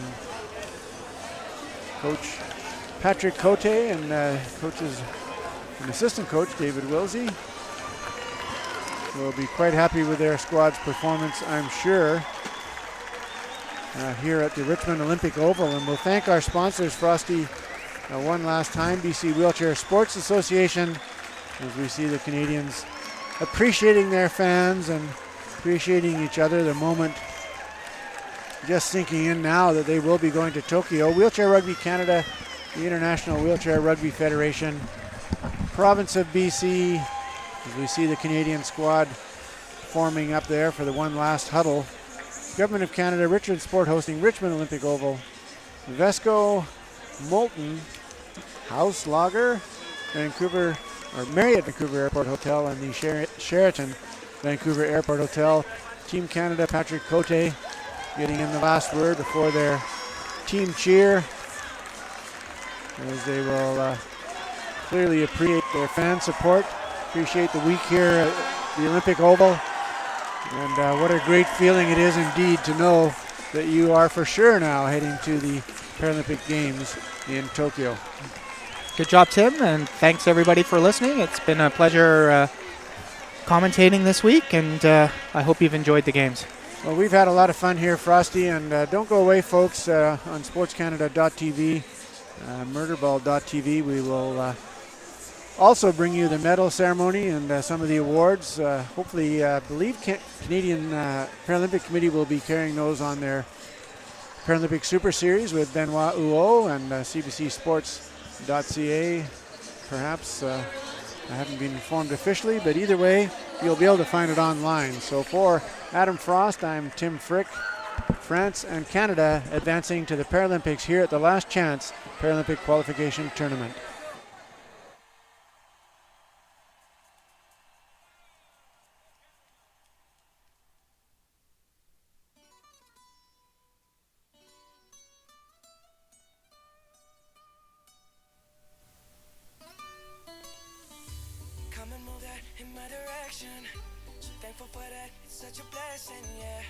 Situation into heaven, yeah. Oh, you are my sunrise on the darkest day. Got me feeling some kind of way. Make me wanna savor every moment slowly, slowly. You fit me, telling me love how you put it on. Got the only key, know how to turn it on. The way you nibble on my ear, the only words I wanna hear. Baby, take it slow so we can last long. Tú eres el imán y yo soy el metal. Me voy acercando y voy armando el plan. Solo con pensarlo se acelera el pulso. Oh yeah, ya me está gustando más de lo normal. Todos mis sentidos van pidiendo más. Esto hay que tomarlo sin ningún apuro. Despacito, quiero respirar tu cuello despacito. Deja que te diga cosas al oído, para que te acuerdes si no estás conmigo. Despacito, quiero desnudarte a besos despacito. Firmo en las paredes de tu laberinto y hacer de tu cuerpo todo un manuscrito. Sube, sube. Quiero ver bailar tu pelo, quiero ser tu ritmo. Que le enseñes a mi boca tus lugares favoritos. Déjame sobrepasar tus zonas de peligro, hasta provocar tus gritos y que olvides tu apellido.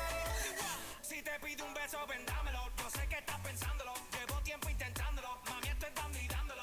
Sabes que tu corazón conmigo te hace bam bam. Sabes que esa beba está buscando de mi bam bam. Me pruebas de mi boca para ver cómo te sabe. Quiero ver cuánto amor a ti te cabe. Yo no tengo prisa, yo me quiero dar el viaje. Empezamos lento, después salvaje. Pasito a pasito, suave, suavecito. Nos vamos pegando poquito a poquito. Cuando tú me besas con esa destreza, veo que eres malicia con delicadeza. Pasito a pasito, suave, suavecito. Nos vamos pegando poquito a poquito. Y es que esa belleza es un rompecabezas, pero para montarlo aquí tengo la pieza. Oye, despacito, quiero respirar tu cuello despacito. Deja que te diga cosas al oído, para que te acuerdes si no estás conmigo. Despacito, quiero desnudarte a besos despacito. Firmo en las paredes de tu laberinto y hacer de tu cuerpo todo un manuscrito. Quiero ver bailar tu pelo, quiero ser tu ritmo.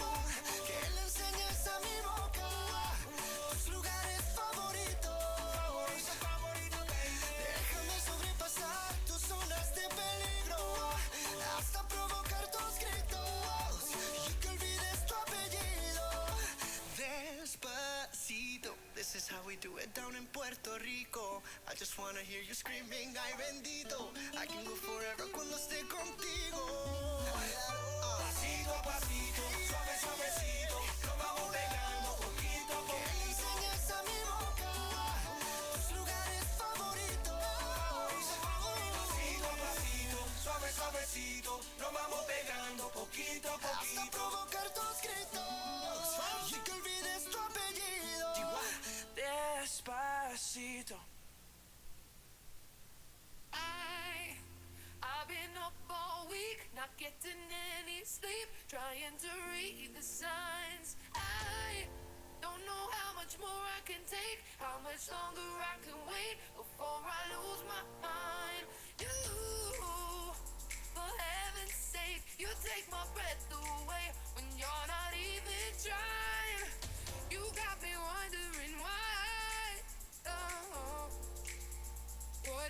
were mine. Oh baby, come on and say it now. Just let the words come out. Tell me you love me. It's easy to say what's on your mind. Say it a million times. Tell me you love me.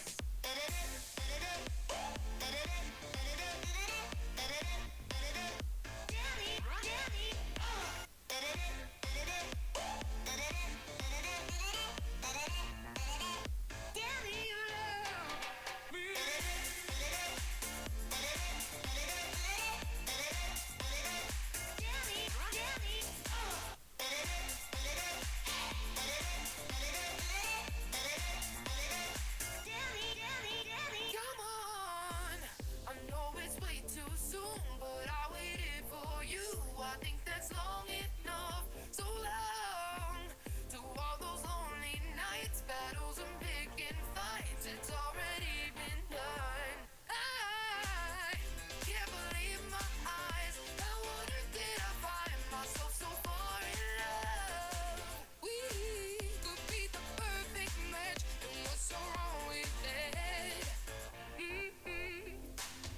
Oh baby, come on and say it now. Just let the words come out. Tell me you love me. It's easy to say what's on your mind. Say it a million times. Tell me you love me. Oh baby, come on and say it now. Just let the words come out. Tell me you love me.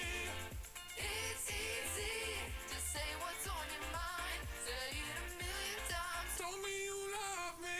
Love me, love me, love me, love me, love me, love me, love me, love me, love me, love me, love me, love me, love me.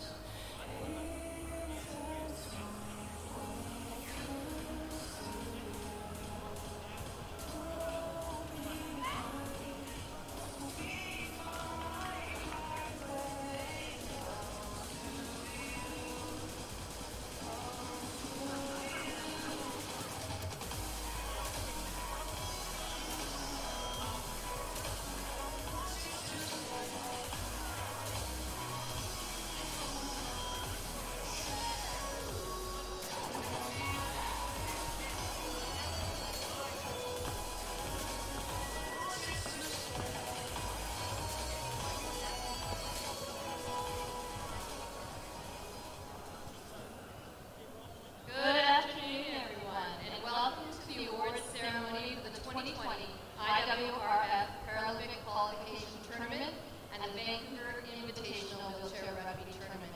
Bonjour à tous et bienvenue aux cérémonies de remise des prix du tournoi de qualification paralympique de 2020 de l'IWRF et du tournoi d'invitation de rugby en fauteuil roulant de Vancouver.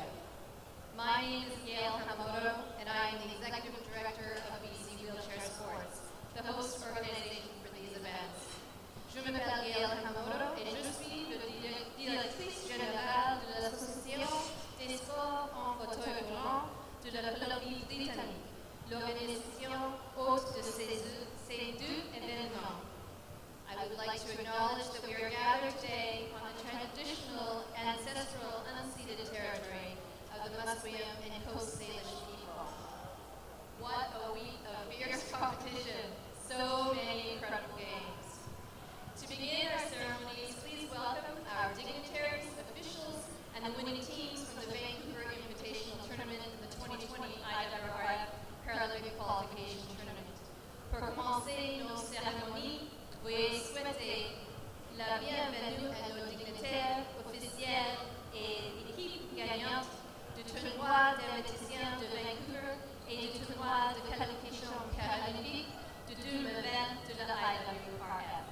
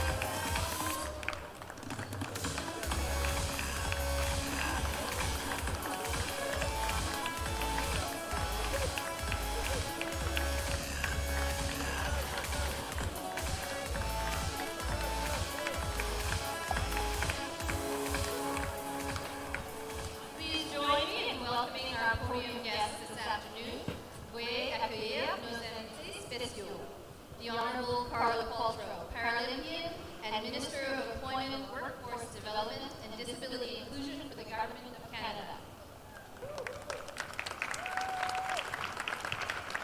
Aaron May, CEO. Oh, goodness. Hold, please. All right. Aaron May, CEO of the International Wheelchair Rugby Federation. Laurel Crosby, President of BC Wheelchair Sports and President of Wheelchair Rugby Canada. Kathy Pedro, CEO of Wheelchair Rugby Canada.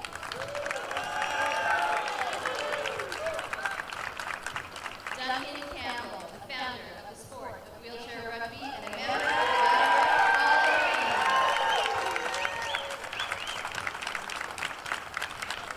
and Troy Muir of our key sponsor, Vesco Metalcraft. At this time, I would like to invite Minister Qualtrough to say a few words. J'aimerais maintenant inviter le ministre Qualification à dire quelques mots. Bonjour tout le monde, welcome everybody.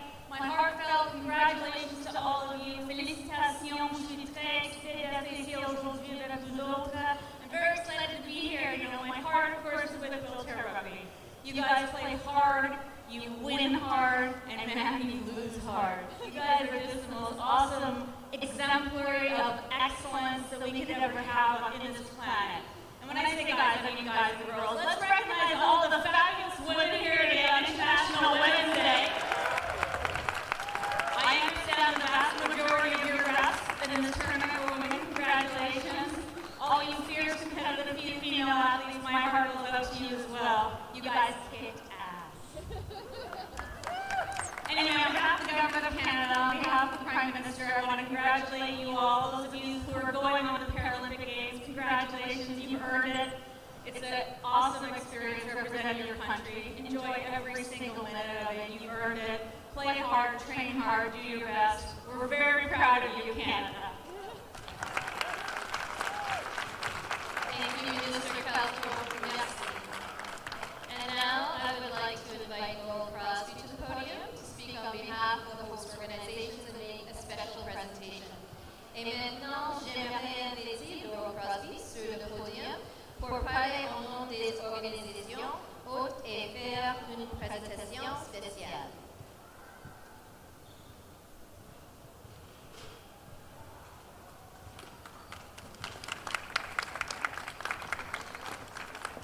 On behalf of Wheelchair Rugby Canada and BC Wheelchair Sports, it is my honor to recognize International Women's Day today. It is a day to celebrate women's achievements and promote gender equality around the world. This day has occurred for well over a century, with the first International Women's Day gathering in 1911, supported by over 1 million people. Today, International Women's Day belongs to all groups collectively everywhere. The sport mission of International Women's Day is to celebrate female athletes and to applaud when equality is achieved in pay, sponsorship, and visibility. For the first time in the history of the IWRF, an all-female officiating crew was selected to an internationally sanctioned event of this caliber, led by a female head official. We would like to acknowledge these women for their leadership and for being role models for women and girls around the world. This week also marks the 10th anniversary of the 2010 Paralympic Winter Games in Vancouver, which were a watershed moment for the Paralympic movement in Canada and around the world. The gift that we are presenting to each official is a commemorative flag from these games.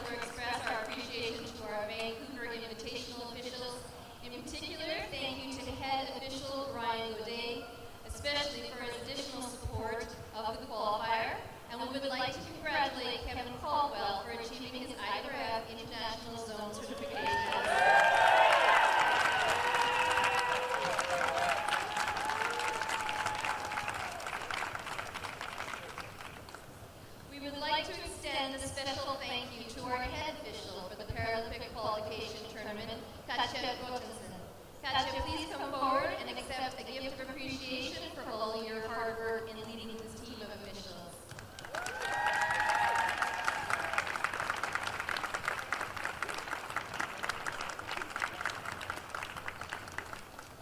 As some of you know, this tournament has been especially challenging from a technical perspective, with the changes in the format and short turnaround between the awarding of event and the bid itself.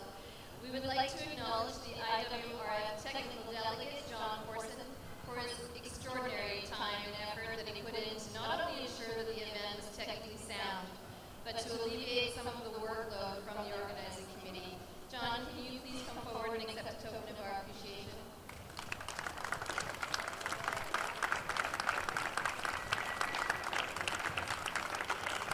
There were a lot of late night calls. A lot of problem solving, so thank you, John. As you know, events like this would not be possible without a great deal of support. We would like to thank all of our sponsors, supporters, and partners. Comme vous le savez, des événements comme ceci ne seraient pas possibles sans beaucoup de soutien. Nous tenons à remercier tous nos commanditaires, partisans et partenaires. In particular, Sport Canada and the Government of Canada, the Province of British Columbia, Richmond Sport Hosting and the Richmond Olympic Oval, amazing spot, the International Wheelchair Rugby Federation, Wheelchair Rugby Canada, Moulton, Vesco, the Sheridan and Marriott Vancouver Airport Hotels, Ojay Smith Photography, Jerry Cripps Photography, Noah Dora Photography, Action Welding Services, BC Recap Foundation, Chair Stuff, and Haas Brewing. I think we actually sold out of Haas. Well done, everybody. Please give a round of applause to the many supporters that help make these events a success.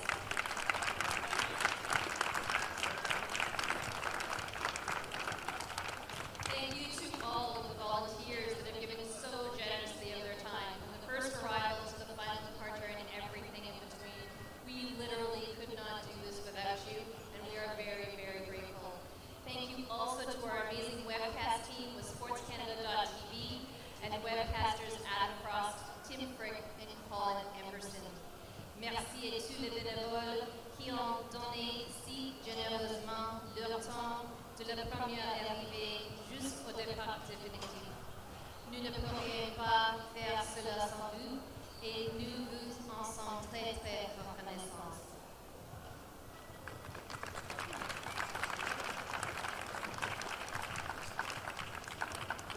Whenever we host an event, I always take the time to thank my organizing committee members. However, this time I don't think words can really do justice to how much I appreciate them.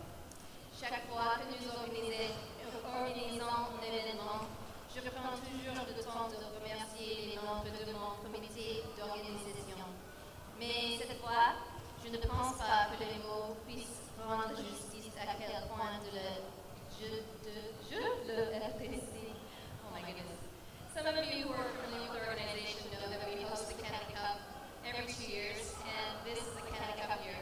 We also host 2 international wheelchair tennis tournaments and the Vancouver Invitational. So when we were considering bidding for this event, it's not as though we weren't already busy. We faced a considerable amount of adversity in the weeks leading up to this tournament, culminating with the withdrawal of Team Thailand less than a week before the opening tip-off. My team, as always, stepped up. Each of them knows their role, each of them supports one another, and each of them goes the extra mile, and then the mile after that. And then at the end of the day, they laugh together and they get ready to do it again. So I want to thank them. I want them to know how much I appreciate them. And I would like all of you to join me in acknowledging them as well. Thank you to Michelle, Anna, Matthew, Nathan, Natalia, Ben, Saskia, Terry, Fanny, Andrea, Meg, Chris, and Laurel.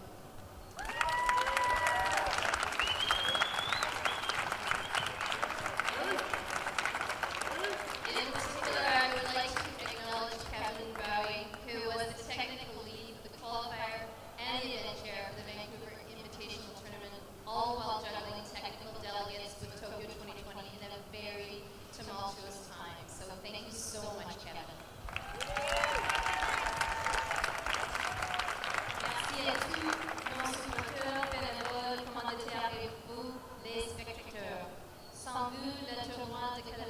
Paralympic de IWRF n'aurait pas été possible.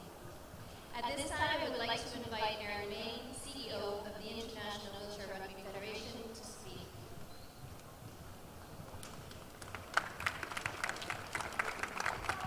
Thank you, Gail. And I would just like to echo everything Gail said about this event, the organizing committee, the hard work that you put into this. We know it is a very short time between deciding where this event is going to take place and it actually starting. They've done a fantastic job. We've got a great week of wheelchair rugby at the Paralympic Qualification tournament, and to do it on top of hosting just another wheelchair rugby tournament on the other side. 2 events at one time is a lot to take on, so thank you very much for that. To the teams, we had 7 teams here in competition. All of you, I watched all of you play. You worked hard, you fought hard for every try. Some of you have had the results you were looking for and a ticket to Tokyo. Congratulations to both Canada and France for your achievement. But I want to acknowledge the other 5 teams here: Brazil, Colombia, Sweden, Switzerland, Germany. You fought very hard to get here, and once you got here, you didn't give an inch. And I know in the years to come, you will be back fighting again for those World Championship and Paralympic spots, and you will get there. So congratulations to you as well.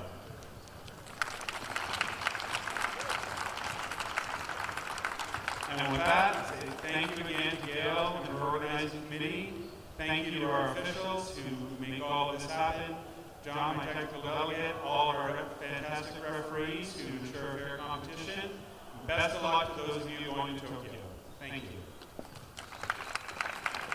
Merci, Aaron.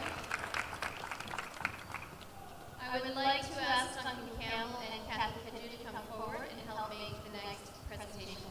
J'aimerais demander à Duncan Campbell de nous aider à faire cette présentation.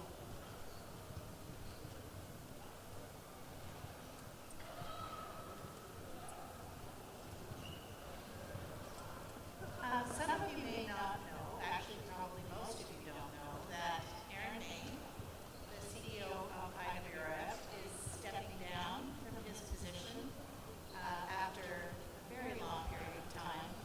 And so we have something special that we would like to do for Aaron.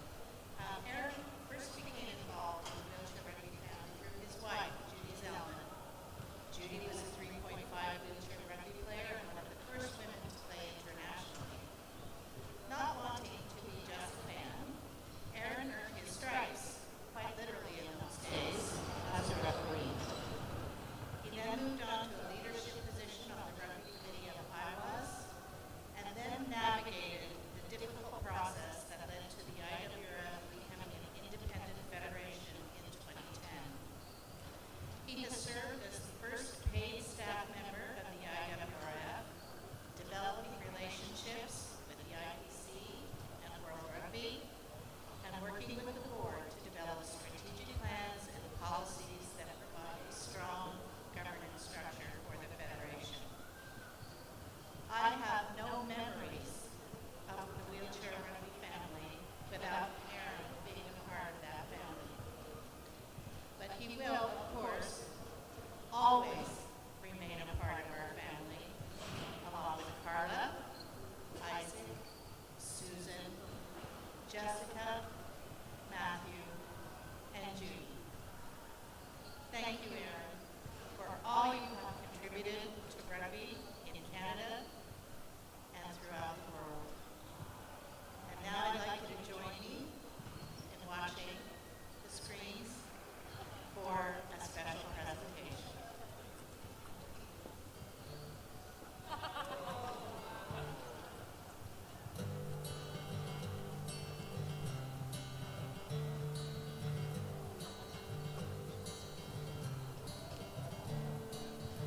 Another turn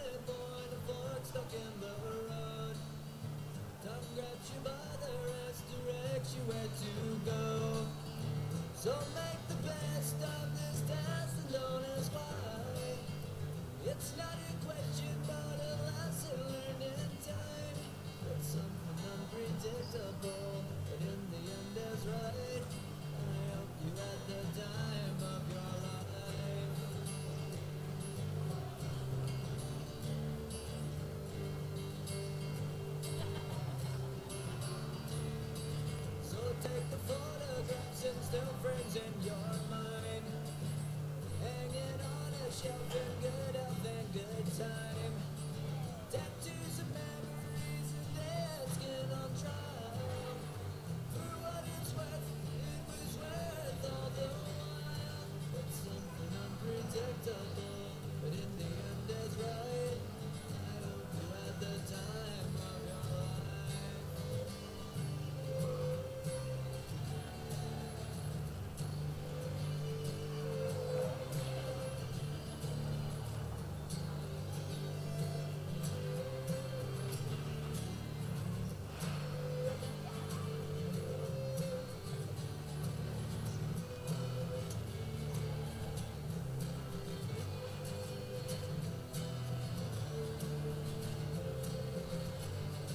It's something unpredictable, but in the end it's right. I hope you had the time of your life.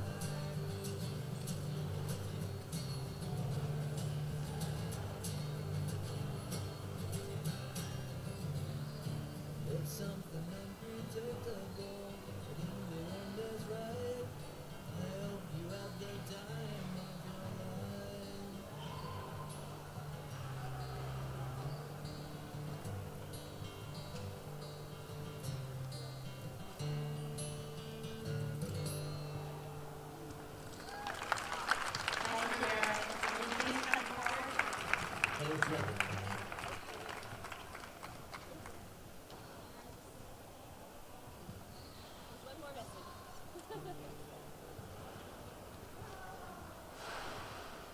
Hello to everyone in Vancouver at the Paralympic Qualification tournament, and congratulations to the two teams that have just qualified. You will have just seen some great videos and pictures of Erin, and they demonstrate the massive amount of work, time, commitment and passion that he's contributed to the sport over the years. I'd just like to thank him personally and on behalf of the International Federation for all of that work that he's done. And I know that I'll see him in the future and he won't be lost to the sport. Thank you, Aaron, and good luck in everything you do.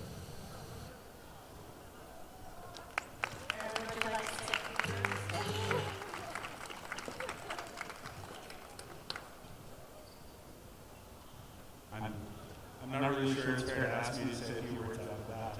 I'll try and get what I can.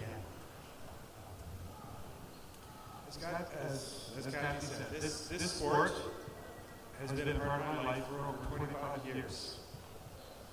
And some of the proudest, best days of my life have been spent in and around wheelchair rugby. And it's not the sport that has kept me involved for so long. It is the people. It is the family. It's all of you.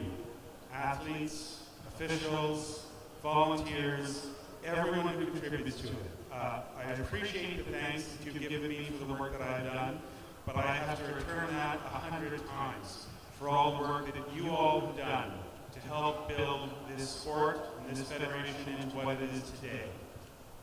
And I think that the best thing for me about this has been to watch, and I've been around long enough to see it, people come in as fresh-faced rookies, whether they're referees or classifiers or players, to help support and develop and mentor them, and then to watch them go on and step forward and become leaders themselves and mentor the next generation. And I was saying it earlier this week, I'm at a point now where I'm seeing referees and players at this level, I'm going, wow, who is that? Like I've not seen them, 25 years ago, you could name everybody involved in the sport. We've grown so much, and you've all done so much to help develop that. So thank you. Thank you for giving me this opportunity to be a part of this wonderful sport, this wonderful family. And while I'm stepping down from my role as CEO, as you all know, you can't step down from being a member of a family, and that's not going to happen. So I will see you all again in the future. Thank you.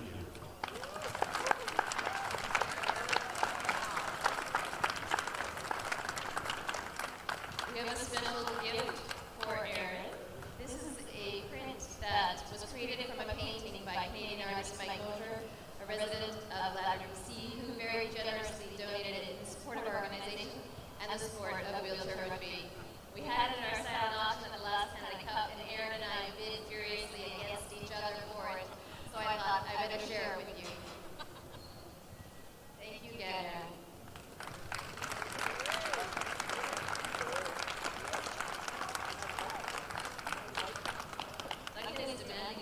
watch out. All right, I was told that I wasn't supposed to say anything, but I think I'm going to. And it's going to be very short, but Aaron has done a great job of absolutely everything that it's ever taken on for wheelchair rugby, and we wouldn't be where we are without him.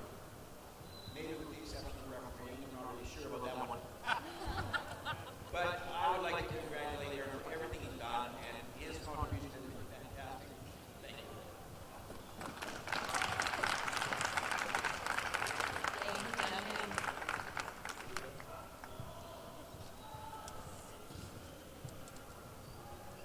And now for the awards presentations. Et maintenant pour les présentations du prix. Beginning with the individual awards presentations, please welcome Troy Muir from BESCO, generous sponsor of these awards, and President Laurel Crosby.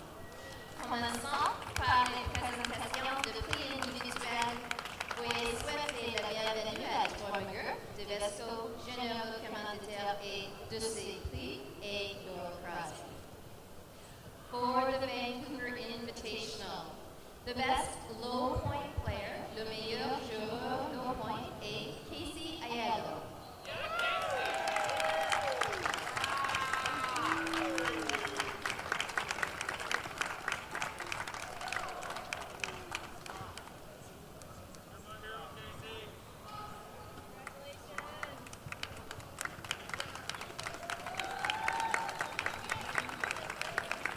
We would like to thank ESCO for contributing the prizes for all of our athletes. Thank you so much, ESCO.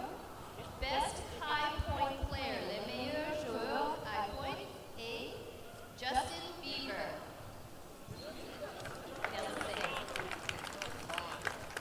And he's not with us, so we'll make sure he is. The player with the clutch performance of the tournament, le joueur avec la performance gagnante du tournoi est Joel Ewart.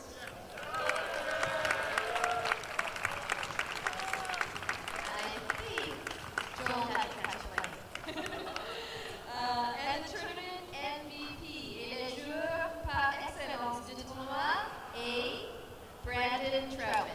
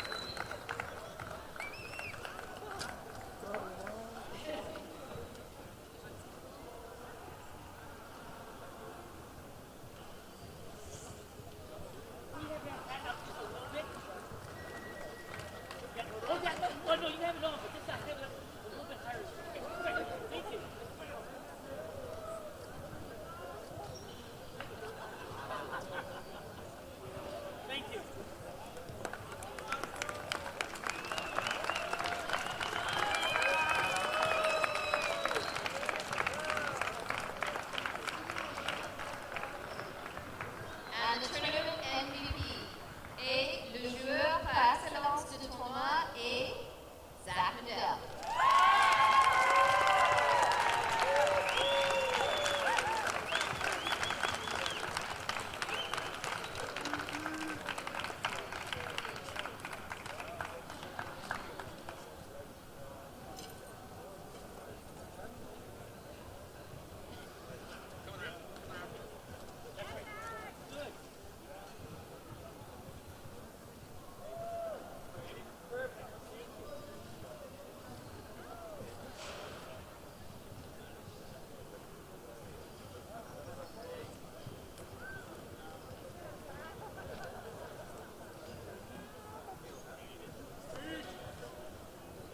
Congratulations to our individual athletes.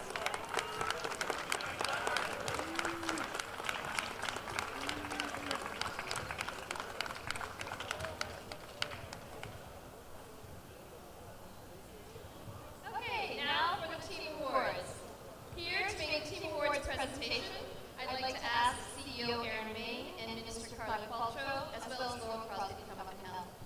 Ici pour faire la remise du prix d'équipe, et Laurel Crosby, Erin May et la ministre Carla Qualtrough.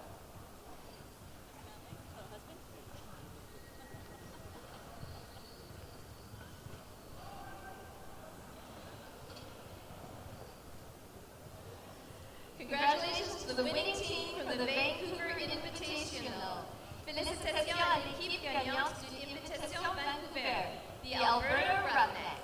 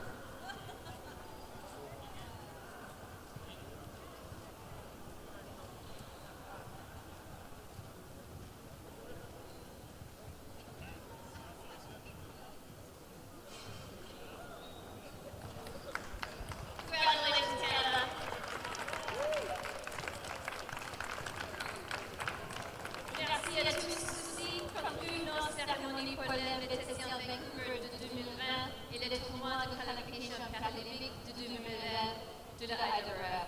Merci d'être venu soutenir l'événement et tous nos incroyables commanditaires, bénévoles et partisans. Thank you, everyone. This concludes our ceremonies for the 2020 Vancouver Invitational and the 2020 IWRF Paralympic Qualification Tournament. Thank you for coming to support the event, to all our amazing sponsors, volunteers, supporters, and most especially to all of our teams. Bon retour à la maison à tous. Bonne chance at Tokyo 2020. Have a safe journey home, everyone. Best of luck in Tokyo 2020.